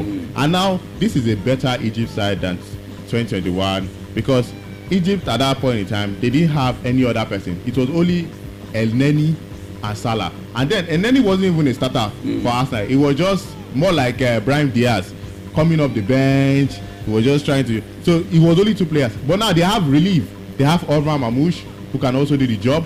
There's also Mohamed Salah. That's why you can see that the goals is being shared. Mohamed Salah now is even scoring because then you can mark Mohamed Salah, and that's all for Egypt. But now they have other players who can also do the job for them. There's Bonoja, who is also there. There's Omar Mamouche, who is also very good when it comes to scoring. So for me, Egypt, so far in the competition, they've been able to spark reactions. They've been able to dazzle with football. They've played very good football, strict 1, 2, 3 passes among themselves. Ivory Coast, maybe it's just because of the champions currently. I've not seen that spark from them. They have been benching some of their key players. They started with the likes of Wifreza. They benched them now. They've not got to their perfect formation, but they've been able to move from one step to another. But it's going to be an exciting match, honestly speaking. But for me, Egypt, just because of how they've been able to play so far in the competition, might eventually get the light. Daniel, let's look through the comments that have been sent to us before we now quickly look at the games that are going on in Europe. Before we go back to the Super Eagles game, we'll be giving you the commentaries of the Super Eagles game as they go right here. That's what we're going to be doing today. Just keep it all right here. This is our own, so that's why we're talking about it. If you say we're wasting too much time on AFCON, no problem. It's our own. If it finishes, we'll have more time for Europe. For now, let's read your comments before we go to Europe. All right, Jola Show Ariyo. Jola Show Henry. I don't know which one we are reading. Yes, I just say, I know Jola Show is the name that is constant. He said, good afternoon, guys, watching you from Oyo. I know by now Daniel should have checked my... Please, you help me with the link. We've done a lot of programs. We've been looking for that, you know. Yes, please, help me. Just help me, Mr. Jola Show. Just share the link. I'll go there and I'll give it to you. Tell him where to share it. So, Precious Bulu said, watching you from Oyo up Manchester United. And similarly, Adeni said, watching you from Akwete, Nigeria 1, Algeria 1. That's the penalty shootout you are seeing, right? And Nigeria, Jola Cherry said, Nigeria vibrant offense faces against Algeria resolute defense. Nigeria ability to dominate through individual talent encounters Algeria collective strength and experience. So I'll just read through it quick. He said, I still anticipate Nigeria advancing to semi-final. And of course, Sheriff Agobiade said, good evening. And that's the comment for now. Okay, thank you. So where does he send the link to? Please just send the link to, what's it called? To the WhatsApp. Okay, so that it doesn't make us look like... The 2 WhatsApp numbers. Like Onigbese. Please, we are not Onigbese, yeah. Okay, in La Liga, Real Oviedo right now defeated Real Betis. I mean, no, it was a 1-0. Yeah, they played 1-0. The match is ended. Real Betis, Real Oviedo 1-0. The other game going on right now in the La Liga, Villarreal taking on Deportivo Alaves is goalless in the 35th minute. Later, Girona will be playing Osasuna, and of course, Valencia will be hosting Elche. That will be at 9 p.m. In the Bundesliga, FC Adehan are playing with FC Cologne right now. It is 2 goals apiece in the 32nd minute. Freiburg playing 1-1 with Hamburger SV, and St. Pauli and Freiburg. The match has been postponed, while the game between Union Berlin and Mainz 05 is 1-0 in favor of the visitors, Mainz 05. Werder Bremen taking on Hoffenheim later in the night. Okay, that game has also been postponed, and of course, Bayern Leverkusen taking on the VfB Stuttgart. That will be at 6:30 Nigerian time. Away from that to the Serie A, where Como are apparently taking on Bologna, and they are being beaten at home. In the 90th minute now, the game is 1-0 to Bologna. Udinese playing 2-2 with Pisa. Later, AS Roma will play Sassuolo, and Atalanta will be playing Torino. In the FA Cup, yes, games have been decided earlier as Cheltenham Town were defeated by Leicester City 2-0. Everton and Sunderland play 1-1, and Everton went through via penalty. And of course, Macclesfield FC defeated Crystal Palace 2-1. That's a big surprise. Macclesfield beating Crystal Palace 2-1, and Wolves playing Shrewsbury Town. It was 6-0. Wolves, they were not good enough in the EPL, but they defeated Shrewsbury Town in the FA Cup 6-1. For games that are going on right now, we have Boreham Wood playing Burton Albion. It is 2-0 in favor of the visitors. Burnley 3, Millwall 0. Of course, Doncaster Rovers 0. Southampton 3, Fulham 0, Middlesbrough 1, Ipswich Town 1, Blackpool 0. Manchester City defeating Exeter City 4-0. That game right about now. What else do you expect? Newcastle United taking on AFC Bournemouth is goalless at halftime. Of course, Sheffield Wednesday being beaten by Brentford 1-0. Stoke City also playing goalless with Coventry City. All these score lines I've given you are the halftime score line. And then later tonight at 6:45, Bristol City will play Watford. Cambridge United will play Birmingham City. Grimsby Town. If you remember Grimsby Town last season, what happened? Grimsby, you remember? No, I think Bamba. Okay, Bamba.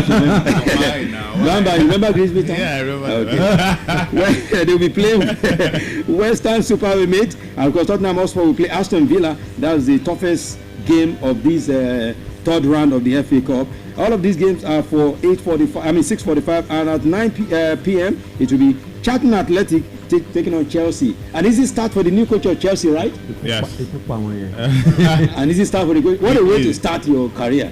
I mean, not starting on a hard note. Exactly. On a soft note. But I'm looking at, will he start the normal guys? Exactly. I think that's the one part that's the big question. Is he going to continue the Enzo Maresca kind of thing? Yeah. Where you underrate a tournament, a team, a set of game to prioritize another game. Exactly. Because the way he sound at the press conference, he sound more like a guy who just wants to get results and who doesn't care. If you want to get results, that means you have to feature the main play guy. your game. If you are playing Doncaster Rovers, he will not want to joke. He's the first. Well, he needs to start on a high. So yes, he needs to start on a high, and he needs to start very well because at the end of the day, players that will be injured cannot be protected. Exactly. We've seen players got injured at warm-ups of the game.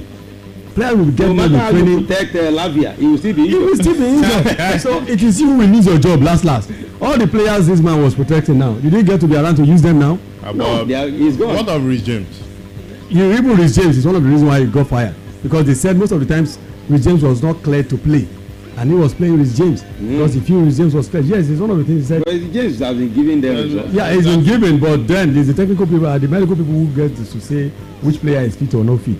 But it is what it is. It's in the past. I don't want us to mention that guy and Chelsea in the same context again. Okay, that's what it is. That's what is going on. Of course, yesterday in the FA Cup as well, some games were decided. MK Dons were defeated by Oxford United. It was 1-1, but it ended in penalty. Port Vale defeated Fleetwood Town 1-0. Preston North End also were defeated by Wigan Athletics 1-0. While Wrexham, they made history yesterday, dumping Nottingham Forest out of the FA Cup. Wrexham United from nowhere, just like Grimsby Town.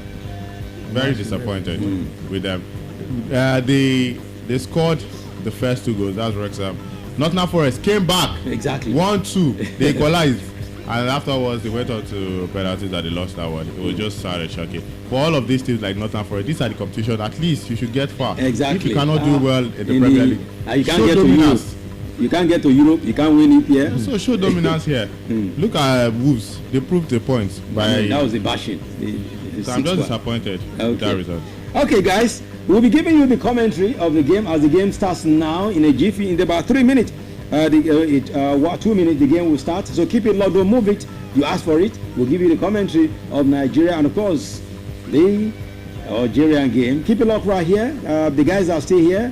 Sports Bam Bam is here. Sports here. And, of course, they will be seeing a whole lot of things right now. Algeria, Nigeria. Keep it locked, don't move it, don't touch it. Let's have this breather.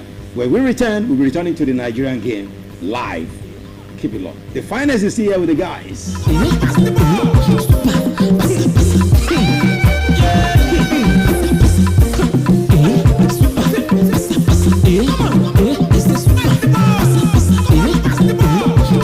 Melody FM 100.7.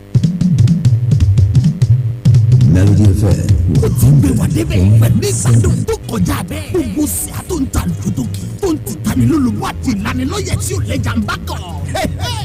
Alabi proprietor mi boss, sáwé sẹ́wọ̀n, káwùsà mọ́ni ló gbèrè, everybody dem mú jọ. Melody 100.7 FM. ó pin ọdún kan bí ọdún mẹ́wàá ìgbóhùnsáfẹ́fẹ́ ilé ìsára ọ̀tọ̀. ọjọ́ kẹtàlélógún di ọjọ́ kọkàndínlọ́gbọ̀n oṣù kìíní ọdún 2026 ló fi máa dárí yàdọ̀ balẹ̀ lọ́lọ́kọ̀ ọjọ́kọ̀ pẹ̀lú àwọn ètò tá a ti pè àmọ́lẹ̀ fẹ́yìn olólùfẹ́ wa tó ń ti fàmì ẹ̀yẹ dáhùn èèyàn jàǹkànjàǹkàn lọ́la. Melody 100.7 FM is wá. ọjọ́ Thursday 29th January 2026 la máa ṣàṣekágbá gbogbo ètò ní Theophilus Ogunlesi opposite UCH Ìbàdàn. ọ̀pọ̀ àwọn ẹni àyẹ́sí pẹ̀lú àwọn ìgbà ojúmọ́ tó ń tàwọn ìràwọ̀ agbóhùnsáfẹ́fẹ́ lẹ́ máa pàdé lọ́jọ́ yẹn. gómìnà pínlẹ̀ Ọ̀yọ́ ọlọ́lá jùlọ onímọ̀-ẹ̀rọ Abíọ́dún Ṣèyí Mákindé pẹ̀lú gómìnà pínlẹ̀ Oǹdó Lókè Ayédàtiwa làwọn ẹni àyẹ́sí pàtàkì. Fẹ́mi Adésínà amúgbálẹ́gbẹ̀ẹ́ fún ààrẹ àná ló máa sọ̀rọ̀ àpilẹ̀kọ. Alhaji Alabi Pasuma ló máa léwájú àwọn ikọ̀ ìràwọ̀ olórin lọ́jọ́ yẹn. wòlíì Ọlọ́run alààyè Sam Adébáyọ̀ authority lólùgbàlejò àgbà. ayẹyẹ ọdún kan lè ṣe rédíò tó ń gbé wa débẹ̀. Melody 100.7 FM ó máa lóyin ládùnsá àjọṣe gbogbo wa ní o. Melody FM 100.7.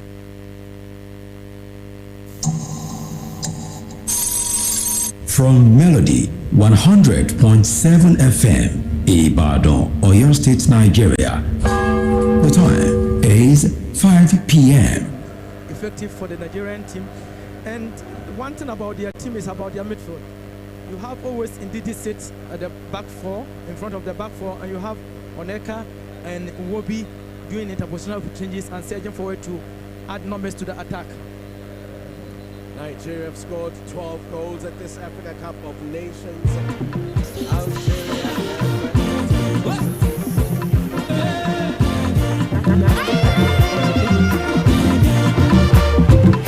The game's about to start.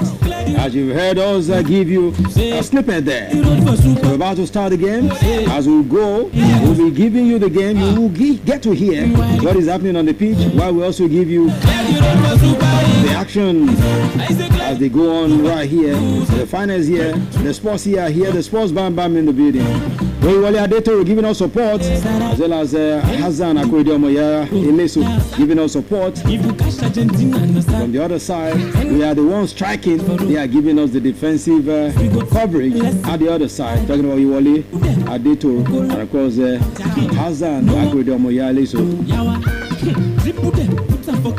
So we'll be getting to it right now. As we told you earlier, the lineup and of course the game about to start right about now.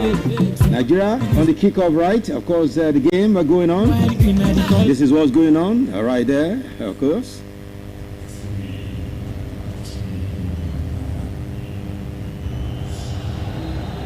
Live from Marrakesh. Here we go. It's the Super Eagles that set flight.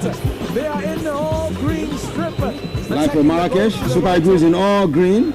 And the Desert Foxes of and the other Foxes of Algeria, all white. Back in 2019.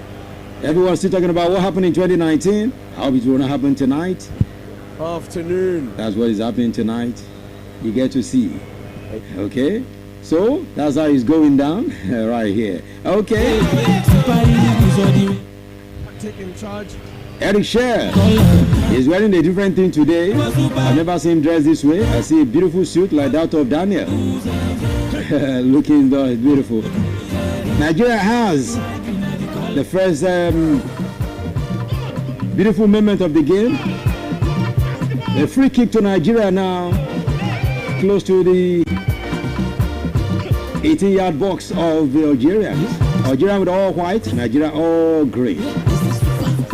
So let's see what will happen here. Daniel Adeyemi, are you seeing what we're seeing? I think it's a very early start for Nigeria. I'm telling you. The free kick could be. What a good game right now. We're almost going in. Almost going in there. It won't be that Shemi Ajayi wants to do what he did in the second game, right? I also want we need water here. Water, right? We need water here, especially Bam Bam and Finest. We are the ones who are so invested. Are you not interested? I'm not so invested. Okay. All I want is Lukman Ayima to have a good game. Towards goal. Bam Bam? Yeah. You see what we're seeing, right? Yeah. It's going well. Both teams are... why are you laughing? I don't know why he's laughing. Both teams are calm. I'll help your mic. But so far, so good. Nigeria has been trying to start the attack. Definitely. I've seen Iwobi try to do one or two things there. But it's going well. Both teams are both composed. Let's see what will pan out in the game. Most definitely. That's what we're looking through right here. Of course, I don't mind Daniel, whether he believes in us or not. We're having this victory. I mean, they say one with God is a majority, right? Yes, and two heads are better than one. Exactly. So two of us are putting... I'm still Nigerian. No, you're not displaying that. Almost. Oh, we're going there. Okay. Minus, calm down. I've had almost like 5 times today. Okay. Yes, of course, this boy is looking like someone... This man should play football. He should not arrange the team. Mr. James should Zidane. Zidane, he left his father with France and he came back home to play for Algeria. Now he's about doing something. He's the one keeping all of the clean sheets. Right now he's the best goalkeeper. I mean, if you want to go by records, right? Definitely. Referee, Nigeria just pulled down the lineman. Referees, I mean, linesman, in Algeria, I hope the man didn't break his leg. Okay. You need something? I wanted him to play the tune underneath. The sound of it. Is there? Is there? No doubt about as you can hear about which crowd or this group of supporters. I think the supporters for the Algerians are more. Definitely they are more. Yes. Most of the Moroccan guys can fit into that color. When you look at it. Traveled from Europe. Wow. 4,000 fans. Many more from Europe. Even from Europe. To make the trip. Even from Europe. Morocco from Algeria, I mean, it's beautiful how Morocco sold this tournament. Exactly. They are close to Spain now, so they are neighbors. Our friend, was Victor Ademola, was interviewing some fans from Fulham looking to support Lukman, Iwobi and Calvin Bassi. And they were there. They said they've been there since the beginning of the tournament. Yeah. I wish life is that easy in Nigeria. You can pack your family. Well, of course, it is what it is. Most definitely. When you love the game, there's no, I'm sure many of us here will want to be there if it is not for the duty. Right. Yeah. Nigeria trying to build an attack from the defense now. Of course, Shemilio Ajayi about to Iwobi. In midfield. Yeah, dropping the game now. Of course, Calvin Bassi. This is one thing they will not do with us. We want to keep the game calm, but they don't do that. Exactly. If they get the all right, we're moving now through Guri Imachi on the left side. Of course, yes, we are in the halftime. Yes, moving. Can you put a ball in it? Wow. Safety first. We're finding the pressure, Bam Bam. We're finding the pressure. We are in control of the ball. There's a guy that's strigging 1, 2, 3 passes. That was a good one from Bruno Imachi there. But there's one thing I'm really scared of. That was how the game against Cameroon started too. It was Cameroon that was keeping the ball. Morocco, right? Morocco was the underdogs there, and they were just trying to do the counter attack. If we start, you have a corner now. They play the same kind of football. These guys won't play the tiki-taka. Yeah. Look now with the corner and into the center. How about this? Oh God, this should have been a goal. Somebody get find this water. It's a long journey. Okay. One thing I know about these guys is they won't go down easy. You shouldn't be thinking this is one of like a Tunisia game where they're going to score a goal and then everything will go south. No. Most definitely. Grab the ball. Okay. The fact that they've not conceded a goal in this tournament is a big deal. A very big deal. They've considered what? They've considered actually one. Against Equatorial Guinea. The first 20-30 minutes. That was a fast drop right there. I mean, trying to beat attack and a fast one for Nigeria, but offside. That's what I said. Once they get the ball, on the first one. Offside. So our boys at the back better be very. They need to watch it. They need to watch it because from goalkeeper to their defenders, they want to do a fast one on Nigeria, and that's what's going on right now. Of controversy. And they have an experienced coach actually. I mean, Petkovic is an experienced coach.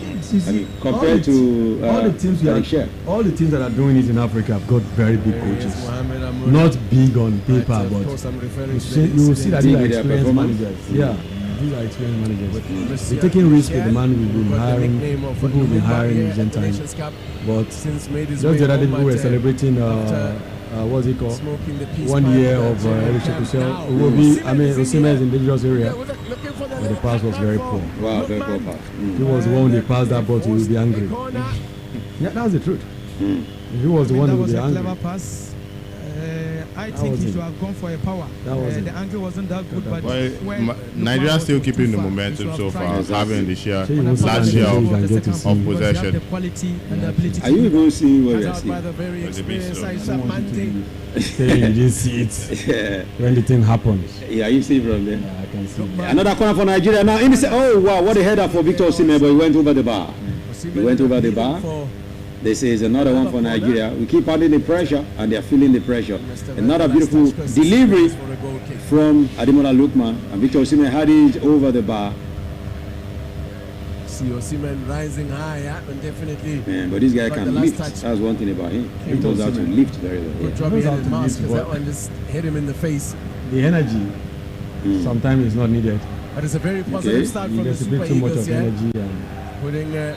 I hope he doesn't get himself injured. That's my fear for him. That's the problem, because sometimes he's too hard. Free kick again here. Another free kick now to Nigeria. We are more or less like, as Bam Bam said, pounding the pressure on them. And he tells you that we just came out with intention. First, Africa Cup of Nations. Nice one. Nice, beautiful one right there from our right side. I mean, beautiful game. That was a pass.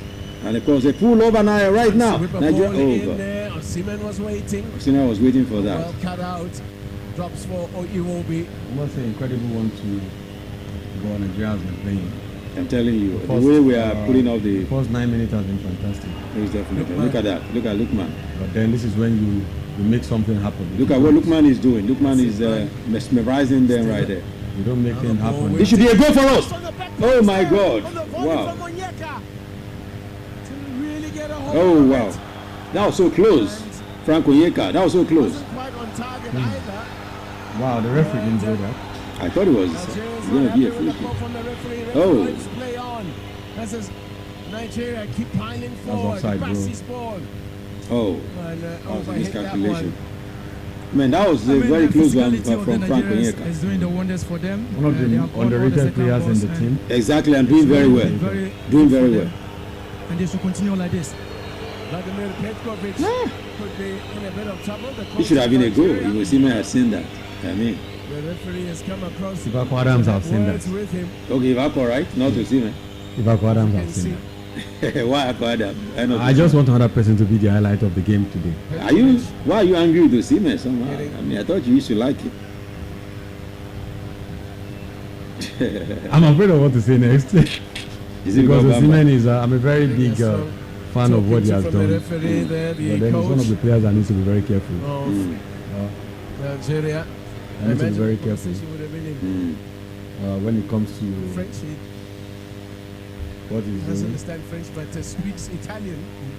As Petkovic is, of course, a Swiss national, carries a Swiss passport. You know, Petkovic was a coach that was with Ghana. There was a time, so he switched from different African countries, meaning he's more experienced than our own Eric Shell. Aaron Erichel is actually not among the top 10 coaches in Africa. No, tell him there are no top 10. It's too much. I can say that. He has coached he's not among the top 10.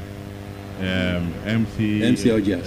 He's coached it. So I expect him to bring tactics, a little bit of experience from because most of these South African teams, they use some of their players. Although this time they boast of European players dominated the squad right there. So I mean, expecting so much from him here. 11 minutes so far, we're yet to see Algeria, and I'm afraid of that.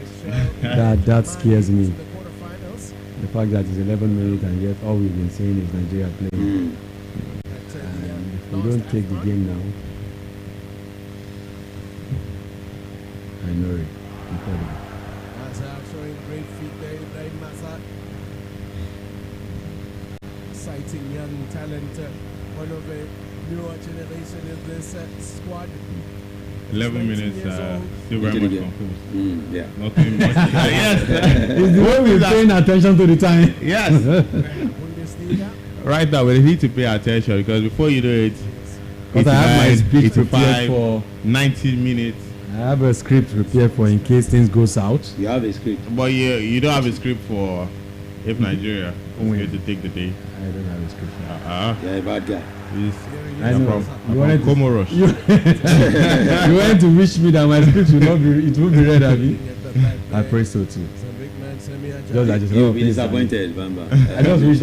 I mean, I wish I am, because there's a lot of things to address, and win today might maybe let us, sweep that under the carpet when we should address. I mean, let's talk about organization of this tournament. I mean, looking at organization, we know good facilities. I'm not talking about officiating, which we have afforded some few officials. Organization generally, I mean, what have you seen? I mean, this is definitely the best CAF AFCON we've seen. With this beat last AFCON, last AFCON was said to have been the best. That was not close to this. If I'm rating this those two competitions out of 10, I'll give this. Wow, look at that confidence. Yeah. I mean, look at that confidence. That was a very careless one. Wow. Careless, but at the point I was scared they would get the ball from me. Lose it. This is something to be a goal from us. Okay. The way I'd come out there, that's offside. You don't need anybody to tell you that. Osimhen is actually start improving on that. Some runs are too early. Man, Chemi Ajayi was. I mean, that was a. That run was not needed yet. He could go sideways. I like the way Erling Haaland makes his run. He goes wide until the ball is released, then he cuts in. But they are copying Nigerians' way of doing exactly. Yeah. I mean, that's why we are Nigerians now. The Algerian fans are also using trumpets. Okay, 13 minutes of action. See goalless, Nigeria nil, Algeria nil. I think one thing you should have had to eat is the voice of the fans. Remember how we used to have. Yeah, we are not hearing anything now. Yeah, it's because the microphone is too close on the commentators. They didn't take the microphones. Even in Premier League, many times put mics with the fans, mics in the nets. Yeah. You hear the go chat. You hear the sound. But talking about last year's, the last AFCON, they had the highest view ever. Yeah. Has this one been able to get close? No, I don't think it, because it's not over it just eats 1 million. 1,035,000. No, it's not views. The 1 million is attendance. Attendance. I know about that, but when the views is not, the data for the views is not out yet. And with what we are the online views, right? Where we are watching it right now, we've seen thousands. I've seen thousands of views. We can see already up there that it's going to hit 100,000 before. According to that's one of the many channels, and it's not even there. But let's compare the stadium crowd. The stadium crowd, not up till the quarterfinals. That's where we started to see the stadiums being filled up. In the group stage, we're not seeing the stadiums. Even just only Morocco, because they are the host nation. So for me, in terms of pitch, in terms of organization, quality of pitches, standard of technology, we have to give it to this particular one. But the hype, the real African culture, how we promote Africa. Cote d'Ivoire last year, there was a dance. And even stadium attendance. It was nice. There was a social media trend of a dance where everybody was dancing. It was so hard to see empty seats at last year. So it showed last even year, from group stage. So last AFCON actually showed the real African heritage. For Algeria, it's not bad, but in terms of proper facilities, we have to give it. But fan base, the turnout for me is low. Maybe it could be as a result of the price tickets. This cameraman, why does he keep showing this lady that is using lipstick? You know, particular lady that has been rubbing lipstick. Is it? There's beauty in Morocco. There's beauty in Morocco. Bambam was telling me about some that of the lady is actually Algerian. Bambam has been sporting a lot of them. Sheila, okay. Bambam, I understand you know much about Sheilas. When it comes to football, Bam. See what I'm saying. Once again, this lady. You know how much Bam. You know how much finance charges for adverts. They are giving you free one now. You are saying no. Let them know that's what you do. A specialty in that kind they of. They say you are a Sheila specialist. No, I don't know about that. I don't know. Don't do this on them. When we are off air, we'll talk about it. Okay. Your brother is one that says so. I wasn't there when you guys discussed Sheila matter. Okay, 15 minutes of action now. We still goalless. Nigeria goalless. Algeria goalless. Of course, Algeria no shots at goal yet. Talk less of having a target. But Nigeria, we've had 2 shots on target for now. A foul on Kevin Bassey by the Algerian 22-man. Talking about Piazza. Wants to do is to be compact in midfield and to try to hit them on their flanks. Does it look under? Does it look like he's under pressure? The last AFCON, water was poured on his head. I hope they will not point something today. No, I think he's not that connected like with his country. He's a Malian coaching the Mali side, right? So they cannot point anything today. Yeah, it's not that pressure. Whatever pressure is, he's received his money. Yeah. That's one of the things that made me frown at them. They're making it all about money. Even the foreign coach, you feel like, so you these guys, all you care about is the money. So just come here and pick the money, right? See, the Baba suit has changed now. That wasn't the suit he put on in the opening game. Yeah, that's why I said when I started that he's looking different. He's dressing differently very today. Heavy Italian leather. Yeah, and he's even having our shirt sponsor on it. Exactly. These things are expensive. They made it for him, especially. Very expensive. Let's go, Nigeria. Moving now towards the goal line of Algeria. He needs that already. Of course, let's see what you can come out of this. Frank Onyeka into the. Oh God. They are not playing Mozambique here.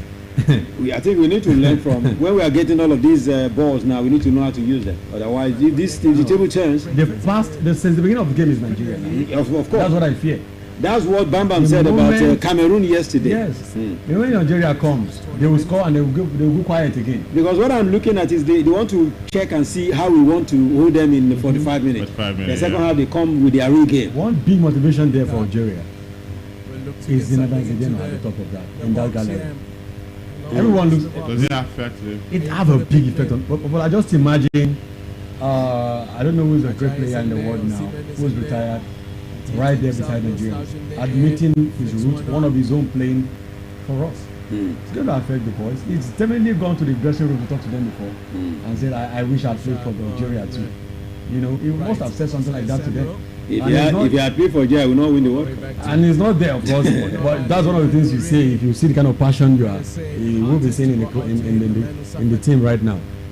So we've attacked them seven times. They are only 4. It tells you we are the one doing all of the attacks. Even the attack 4 times they gave, none actually went through it as target. Let's hope eventually. Alex will be with the ball now. Of course, looking for his man. Where that was a miscalculation. Very funny thing. The striker is not making. No, it's Alex Iwobi. You know he's not making the move before you throw the pass.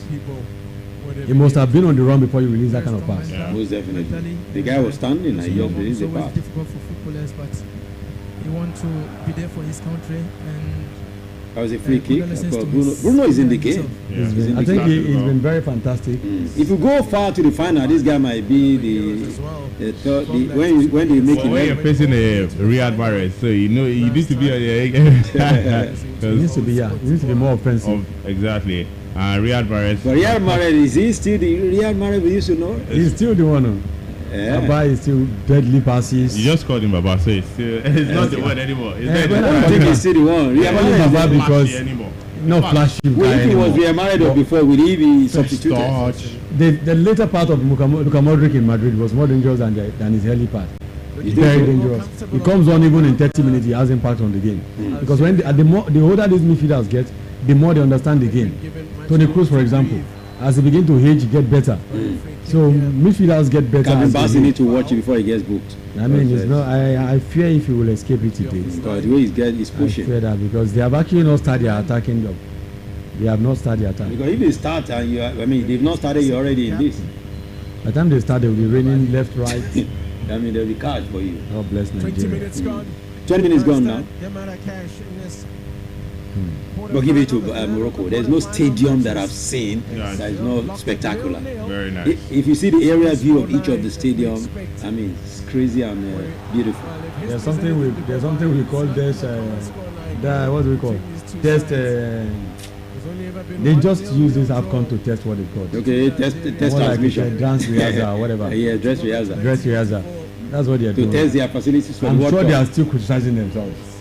That they ought to be better. We're not there yet. That this ought to be better than this, that ought to be better than that. And they have FIBA's observers there for them to also help them check it. I'm sure they are working with top leagues. Bruno is really on a marriage, man. He's on marriage and he will be booked soon. He will be booked the way he's going down. He will soon get it booked. Because now he's working tight rope now. Twice now, the referee has... The first foul now is the last one he will get before the yellow card. The next foul is getting a yellow card. The first one he didn't get a yellow card. The referee has been lenient to him. Algeria. So they are getting Nigeria has a free kick now, of course, close to the Nigerian half. We should be careful of own goals too. Most definitely. But their former captain is not here. The new captain is there. Yeah, that one doesn't score. Anointing can be transferred. At least he scored the one own goal in the last. Exactly. What is that? What the keeper? I said we don't have a goalkeeper. Was that his fault?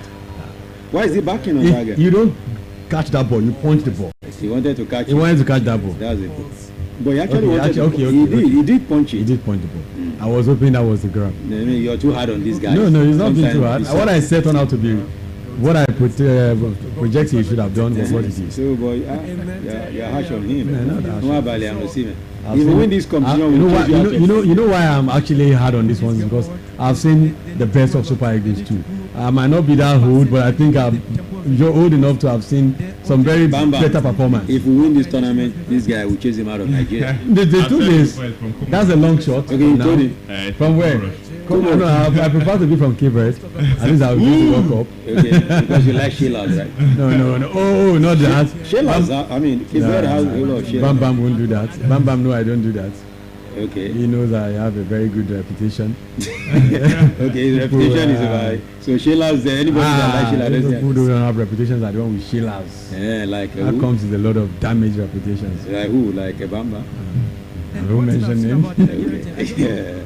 Yeah. Look at what I was talking about. Look at empty seat. You hardly got that during the last half. Yeah. We're on the attack now. We're on the attack now. That was poor. We're on the attack now. This should be a goal for Nigeria. Looking through. This is almost. This is why Zidane is still one of the best in this tournament. That's good. That's the right spirit. Someone did there.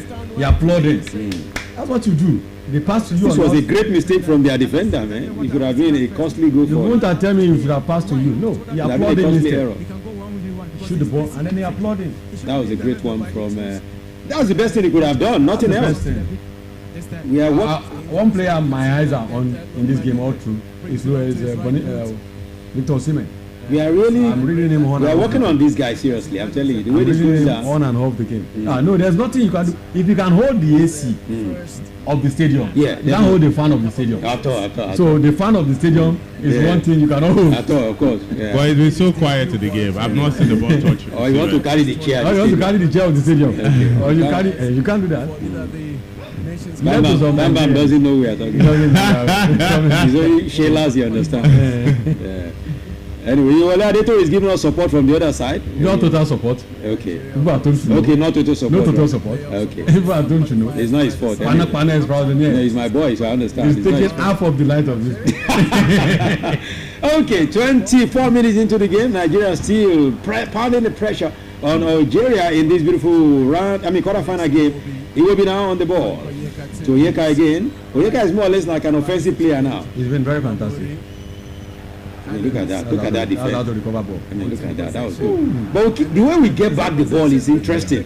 I'm afraid for impressive. How I will lift the back. But my fear is we're getting all the balls now and we're not making use of. If we don't make use of it now, it could be our undoing. Yeah. But one thing about keeping the ball is it gives you that spirit. You feel motivated. Yes, exactly. You are dictating the pace. Dictating the pace of the game. So if we continue like this, we can probably at least score one. Look That was how we started. Incredible look. Look with the ball now. Let's see how it goes. Of course, another pull out into the net. Oh wow, who did that? All cross. That was a very poor one. Knocked on its way through. I think I'm seeing the action from everyone here. Here is the ball. Looking through. Talk to your screen. No, they are just playing. Can't they move it away? Okay, you understand this, you're doing very well. All right. Okay, moving on right now. It is still in the 25th minute of action. Wait, another foul, Nigeria. Can you imagine how many Nigerians will be in different places watching this game now? I mean, plenty places, I tell you. This What is is better than what they have fixed? This is a good one. I think the referee is in total control of the game for now. For now. And the referee is a black guy, so he's from Senegal, yes. His team already qualified, so he doesn't have any. Let's go now. This is another one for Nigeria. This is what. This isn't go for. Oh God! Oh Lookman God! should have shot that ball. They won't let him be that free. No, what he did is The good. defender was already close to him. But that should have been a goal from Osimhen. I'm telling But you. no, the defender didn't give him breathing space. No, he could also come. I mean, that should have been a commit, and he could He have was committed waiting for an that error. one leg space and he didn't get it. Why is this one doing making this kind of mistake? For God's sake, it's a silly error.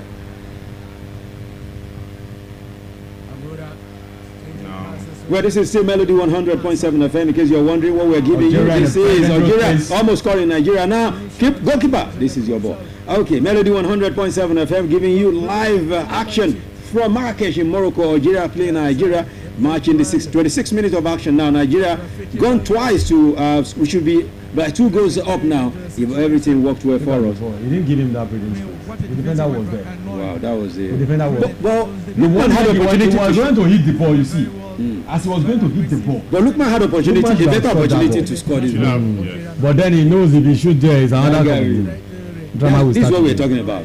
Drama will This is drama. start. This is the result of having such drama. Because Because they will not Lukman be free again. was clearer than passing that ball to They Osimhen. will not be free again. Every one of them will be double checking any decision they want to make. Is Osimhen free? Is Osimhen free? And this is wrong. I The mean, team he is should not have about shot- any player. He should have shot that thing himself. Still locked at 0-0. I like the fact that the Super Eagles of Nigeria are in clear dominance. Yeah, clear dominance. And even Holding possession. we are in stringing clear 1 to dominance. 3 passes. Osimhen should learn how to control his ball. I mean, he's It losing shouldn't them. even be everywhere. That's the point. He's losing them. Let's go, boy. Let's go. Here's another move, another offensive move for Nigeria. yourself And this is available. another move. We're in the half of Akpo Adams. We should be a goal now. Oh God, Osimhen again. Even Akpo could have gone in by himself. I think in the second half the instruction will change. Yes, I think If this Lukman. keeps Oh happening. God, that was a very bad one. That's a yellow card. That's a very bad kick. The first yellow card should go. Osai Samuel was kicked by Mohamed Kamura.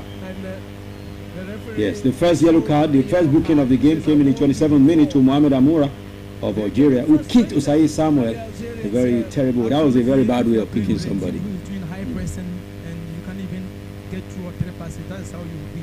But Nigeria have to use this game or how they are playing to score goals, because things can change in the second half. Absolutely. They need to make use of all this possession. It's up to 64%. You see, what we said is what the analyst just said now, that all of this possession, Nigeria needs to make use of it. I think that's one thing. Actually, that card to Amoura is the second yellow. Yeah. They've gotten 2 yellows now, but Nigeria yet to be booked. Now, We have another free kick now to Nigeria, and it's going to be played into the half of the Algerians by Lukman. Lukman flipped it in, and of course, this is a goal for Nigeria. It's a goal. Oh God, this should be a goal for He Nigeria. didn't cross the line. That was close. Wow, that was a very beautiful one right here for Nigeria. Didn't cross the Still moving on. Another beautiful one. Lukman is in this game. line. No, Lukman is the best player in the tournament so far. Lukman should be the After MVP of Brian this Diaz. tournament. Yeah. That's why I'm praying for Nigeria to go far. And then they are going to check the goal. They need to check this Because I it don't think looks we have the he goal went line in. technology. It looks like he went in. I don't think we have a goal line technology. It looks like he went in. He didn't go. He crossed it. He didn't go. He didn't cross. He didn't cross. What I'm seeing is like he crossed the He didn't net. cross the line. It was He really didn't close. cross He the didn't line. cross It the was line. that close. He crossed He it. didn't Now, cross the look line. at this team The there. whole of the body of the ball should Ball cross should the line. cross the line. The body of the ball totally should Wow. cross the line. He Man, didn't if you cross look the at it line. from different angle, They are reviewing it. He didn't cross the line. but VAR doesn't cover. Why didn't they have the goal line technology already? Yes, that's what we even need. Anyway, thank God for VAR. That we check it. They didn't Of check course, it. by the way, Kevin Bassey was the one that put that ball almost into the net. Well, or maybe into the net. We'll get to see very shortly. No, he didn't get to the net. Let's not. They are checking it right now. Let's not raise our. But what if VAR checks it and confirms no, it? it can't be. It can't be. It could be a turnaround It is moment. not. It is not. I am very sure what I'm seeing. You can't be sure because I was so sure what I saw. You saw it from that angle. I see it from this angle. To call the referee. To call the referee. No, it's not a goal. I saw it from this side. All they are calling the referee for is just a sake of rejecting. No, I saw it from this side. What I saw from this side, I saw that the if ball it was like a the ball goal, crossed. our officials will be all over the place already. It's a goal. No goal. You know now. Okay, no goal. It's once here we will not see. Okay. Anyway, a corner to Nigeria now. Let's see what we make out of this corner. It tells you that Nigeria is dominating this game. 30th minute of action now. I just pray the energy of another corner from Ademola Lookman into the net, into the set. It's all goal. Another one. Good one for Nigeria. But if you want to judge by the last 30 minutes of action, Nigeria has been dominated. Yes. And if we continue like this, we are very well in the game. I mean, Nigeria has got 66 possession. Just, I'm telling you, and the attack now total 5 shots, 2 shots on target. For Algeria, they've got nothing, so they are in clear dominance. Exactly. Just that we need Victor James Osimhen to be in this game. No, we need goal. You don't need any player to win this game. At least he's been the one. But he's getting the ball. He's not being the one. He's not the highest goal scorer. Let's go again. Nigeria in the game. Oh God! What was that again? Adams. Why did Akon put that ball in the net? Practically defending for them there. Why did Akon put that ball in the net? I can bet you that was a kind of play you get. Why did Akon not put that ball in the net? That was the kind of play you get when you've got players who are not free. If you don't feel like. No, that he should have buried that. Yeah, that should have been in the net. Just definitely. He should have buried it, but then at the same time, even using a side second touches will be more very common. Even a side touch of the leg. And second touches is one thing we should be used to now. Since the drama of Osimhen, players will not be hitting the ball once again. They will get the ball and then be looking at. For this particular game, yes, it was in a very tight place and he should have buried it. Very fine. But then at the same time, we don't know what's the subconscious. Man, this guy saved Algeria. We should have been one goal up now. This would have been like 2 goals up. In fact, even 2 goals up because we have really shown total dominance in this game. I think we are doing very well. Very, very well. It is Melody 100.7 FM, live coverage of the game coming through from Marrakech in Morocco. It is Nigeria. Look at the man who, the Supremo of CAF. Will you be pleased with what we are seeing so far in terms of organization? South Africa, they're out. The only thing that will be hurting him is Nigeria not going to the World Cup. Because we would have given him good representation. Yeah, right? All that he wants is a very wow. Yeah, what is this? Blanco, was that not Blanco? Yeah, I'm saying that. One of top managers. Yes. It looks like him. It's Blanco, very wow. I mean, why did Akon not bury this chance? Very close. In football tactics, we've seen Osimhen miss worse. Very close. You can. Okay, all right, we're in it. We're still going to be giving you all of this, even though what's his name? Zico is in the building for Akwero Mekono. We'll see what we can do concerning that. All right. Zidane is actually in action, and right about now, is he injured? Why is the second goalkeeper standing up? No, he's not injured. The Senegalese official is in total control of the game, right? I'll say he's been very fine, but then the game has not gotten to that point yet, where his intelligence, his professionalism and everything will be challenged. So okay.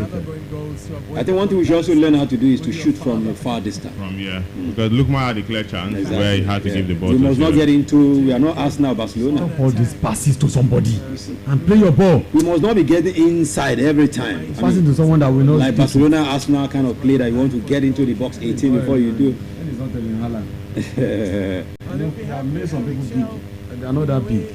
It's like all balls to Osimhen is what we're saying. No, it's not that big. And it's not going to help us. He's not that much of a finisher. He's a very good striker, yes, but it's not Erling Haaland. And most of the passes they are giving him are not passes that he can. I've not seen Riyad Mahrez in this game, guys. And he's telling his players to move out now. Let's load them now. Now is their time. He wants to load us. I've not seen the man who wants to lead the loading. Well, you'll see now. You'll see now. I mean, the same thing we are saying here is what they are saying right there at the commentary stand in Marrakech. That all of these chances we are getting, we should bury them because we don't know what will happen in the second half when it comes to Algeria. They might come out with a different tactics and come. That was how we saw Tunisia too. First half, they were not up. Exactly. Second half they came and yes. Scored 2 goals. In fact, they should have been 3 in that game. But hopefully the Super Eagles of Nigeria take their chances now because they are total dominance. Yeah, even if it's 1 goal, just I've not even seen Uwabali touch the ball apart from that one. Uwabali is on strike. Your strike is not done. In this competition, Wabale has not done much. It's not done much. The same thing helped him in the last competition too, because he was well protected by his defense line. That's why people have been calling him out that he should. Because if it's the keeper that has been tested, that's a foul. You get booked now. You know, when the keeper is well tested, you know his ability. Yeah. You can talk about Ryan Williams of South Africa. He's tested several times. You know what he can do. He's going to get booked soon. No, he will get definitely, because he's not applying sense in what he's the way he's attacking. And you know, Riyama is their star guy. You have to protect him. So when you hit him that way, a referee will be on you as well. He's going to be getting the next card. So a free kick now to Algeria. Riyad Mahrez is about to take that. That reminds me of what he did in 2019. Nice one. Nice defense line for Nigeria. Of course, the ball cleared off Nigerian coast now. And of course, we're back to our line. Okay. Headed away. We're moving now. Of course, Bruno Yem. Why? How did he lose that ball? I think Bruno Yemechi needs to know how to be on control of his ball. Nice one. This is a goal for Nigeria now. This should be a goal for Nigeria. Oh my God! How did we lose that? My goodness. That was a clear chance for Akon Adams. And it unbelievable. It's not a goal. He missed it now. He said he has scored. He has scored what? Wow. How did he miss that ball? I mean, he tried. I think he tried. It was just too much. Just inches. How? He should have buried his chance. He did actually that. Because looking at the way goalkeeper was already close, he's covered most of the things. God, what? He needs to make the ball cheeky. It should have been a clear chance. It should have been a clear goal. He should check the ball in. It was just too That was a fantastic one from Iwobi. Iwobi, man, killer pass right there. He did that against Botswana as well. I mean Mozambique as well. We did get the opportunity. The margins are too much, man. We should have scored. But so far so good. I'm so impressed with what you're seeing, right? With what they're doing. You impressed with what you're seeing? Danny is never impressed. We are never impressed with Super Eagles. I just don't want to, concede my, say something very early. Then the next, it's only 30 minutes of the game. Can't be saying I'm. And all of these chances we've actually had without bearing are mistakes from their defense line. From defense, yeah. You can still perform like this and still go and lose the game 4 goals. So that's the fear. That's what I'm saying. There are mistakes from their own defense line, and we are not bearing them. Manji and Nigeria again apply the press. The pressure is on Algeria. The pressure is on Algeria. And that's my fear for Nigeria. When Algeria eventually comes back in the second half, if they will, look at that. No, it's not look at that. We were not making mistake there. Because we are using 3 players to mark 1. If that counter has succeeded, we won't have survived. Another free kick on Barca. That should be a yellow card, of course. Because the ball wasn't with the guy and he went to foul him. Should be a good goal. They are getting all the bookings. Well, big up to Basi. I think he's been clearing his line very well. He's doing well in the game. His parents lived in Italy, moved to England at a young age, grew up in Lyon. Algeria, they need to talk to themselves during the halftime. This is not the best of Algeria, honestly. They are not even in the game at all. They are even playing so hard like Nigeria should do. They are playing like the underdogs. That's Lukman, right? Oh God, who is doing this? Akwa Adams. Okay. You keep the ball, so there's nothing to go for. As far as it will be again. Well, this is one of the best midfield shape of Nigeria. I'm telling you, recent time we never had it. It's not much of Onyeka and Ndidi. It's much of the fullbacks coming to help them. And the guys also, the combination of Onyeka and Ndidi. And then it's very dangerous. We are playing the high line. Very dangerous. That could still hurt us. That's the Lukman. Lukman touches are classical. I mean, his touches are different than. Lukman is arguably the best player in the Super Eagles. If we remove goals. In this tournament as well. He's always been top player. But what Nigeria sees are the goal scorers. Beautiful one again from Lukman. I mean, his touches are great. I mean, we should. I'm playing as a number 10 is what is making me shocked. Because Lukman is exactly. from the left. He's being winger. And giving back. Oh God, what kind of pass is that? Trying to play the 1-2 with Ndidi. What they are trying to do to players is soak the pressure and just release a counter. That's what they are trying to do. And look at what Amuri did to Nuri now. He just released the ball But I think our backlines too are trying their best to make sure they keep them at par. 40 minutes of action now, still goalless. To go to the break. I mean, the result of the scoreline is not actually reflecting what we're seeing here in the game. Nigeria should have been like 2-3 goals up. Yeah.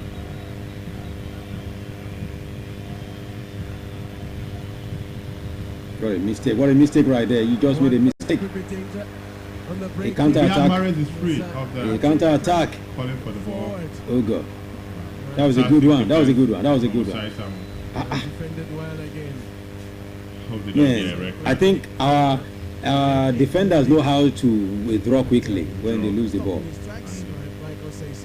If they're doing it well, their recovery rate is good. If they're doing it well in the first half, second half, I hope they don't get tired. That's my fear. That's my fear. That's why we should have at least have even if it's a goal recorded on our names for now. Another beautiful one. Lukman moving again. Because Algeria had so little possession. 65%. And look at the possession, 65 to Nigeria, 35 to Algeria. Let's go again. No, come on. Hey, yeah. Is Osimhen seeing the ball at all? It's like he's not even seeing where the ball is. Karamo 70%. 6 attempts on goal. I mean, the ball has gone out now. Grand total of 0 attempts on goal. Such has been the dominance.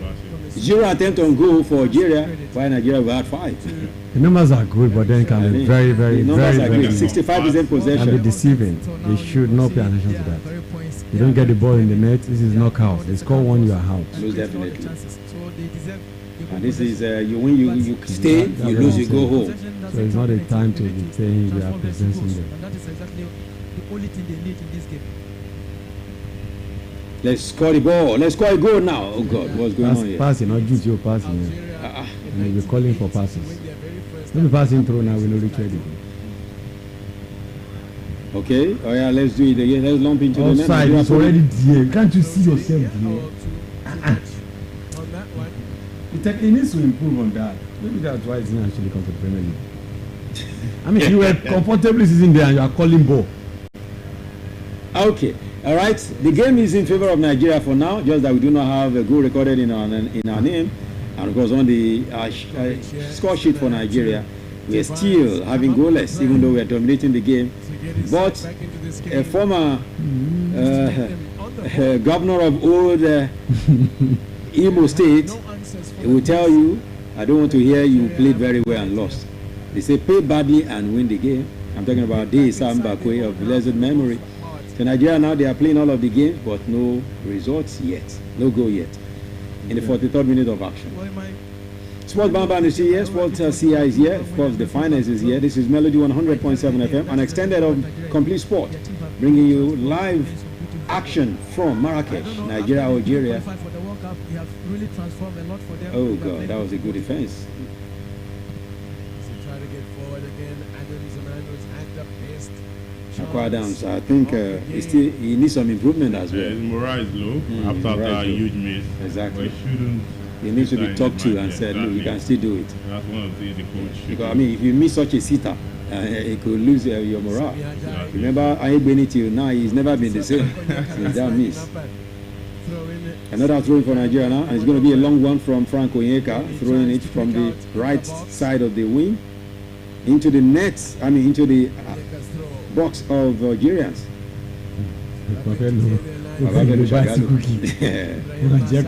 Talk to each other now. Look at these guys. What kind of things that? No mouth to speak. What's going on here? I hope that the coach is not talking about any voodoo today. Talking about? Any voodoo today. Yeah, well, voodoo how? From Algeria. He might say they use Quran. So the coach doing something like this. Like a small boy. Overall, the 44 minutes now, it's been Nigeria. See, let's stop. Let's even stop. I've been impressed me, honestly. What? I feel like sleeping. Did you expect this kind of play? If you feel like sleeping, it's honestly because of the performance of Algeria. It's not because of the performance of Algeria. No, Nigeria has played very well. This game doesn't have any fire. Nigeria is just once in a while breakthrough. You are proving to break Algeria, this they game. are sitting back. Because Nigerians are attacking the ball that they are not using. They are not playing. Nigerians is not like we are playing the No, but Daniel, let's be realistic. Nigerians are sitting look at what Nigeria is playing. When Kevin Bassey and Nigeria is done playing, they give it to the guy on the flank here, give it to Lukman, and boom. The guy is playing the, what's it called? The mid. Have you seen him on the ball since? Yeah, because Algerians are not coming out to play. Not because the ball is actually not in the middle. That's how they get the ball.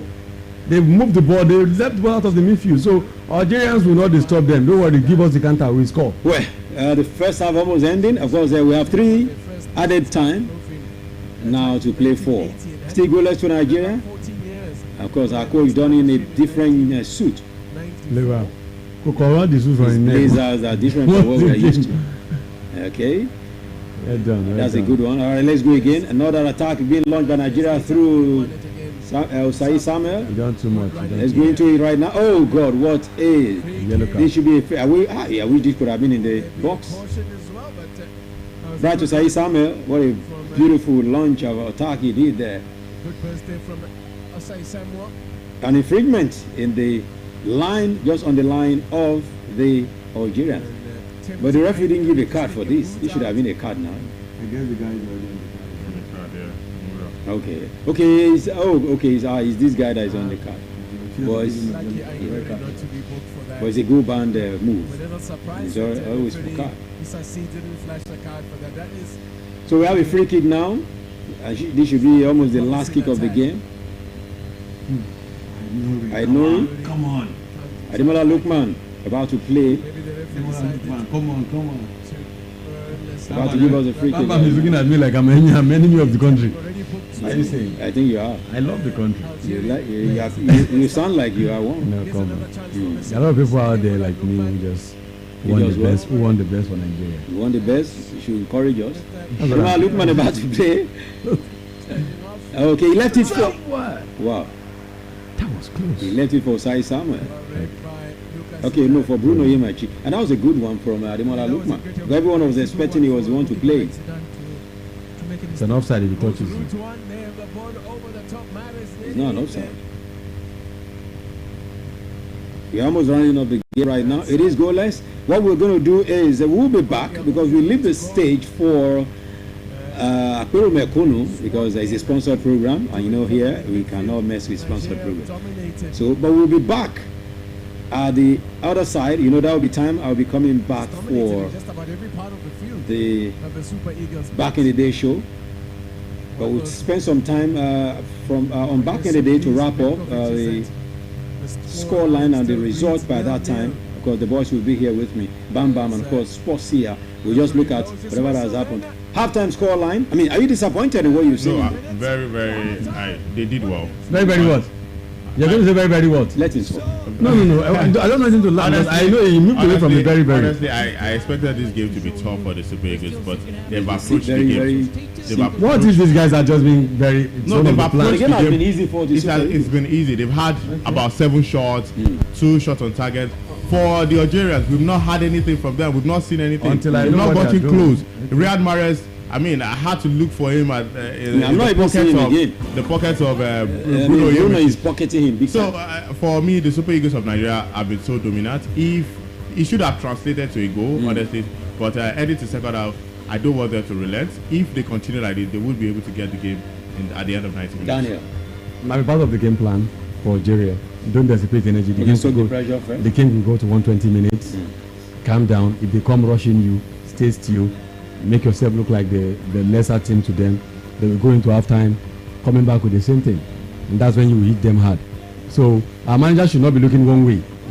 He's got a backroom staff who will be telling him that, sir, what if it's a counter plan, where we come in here talking what we are talking now, and let's go back again and do the same thing, because we've done the same thing. You have the guys who read the games. That's what I'm saying. That's what I'm saying, because you've done that what you want to do for 45 minutes. It didn't work. You didn't get a goal, and you should be ahead by 3 goals now.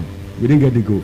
If that was their plan, that let's sit back, let's make them feel like they are there, and the second half we show them what we got, and he goes into the room with the boys and says, wow, impressive performance, let's now go and repeat the same. Repeating the same, they will come with their original plan and it will not be good. So I don't know whether maybe that was the plan, but critically you have to analyze your game as a manager. Critically you have to look at your game. No manager no team like Algeria comes this far to sit down against Nigeria now. Because the sitting down to me is like, I never believed it would be this easy for the Super Eagles. And I don't think for us to have six shots. I don't think they even believed it that the Super Eagles was good at class them in terms of possession. But for Eric Chikusha, one thing he has gotten is his formation.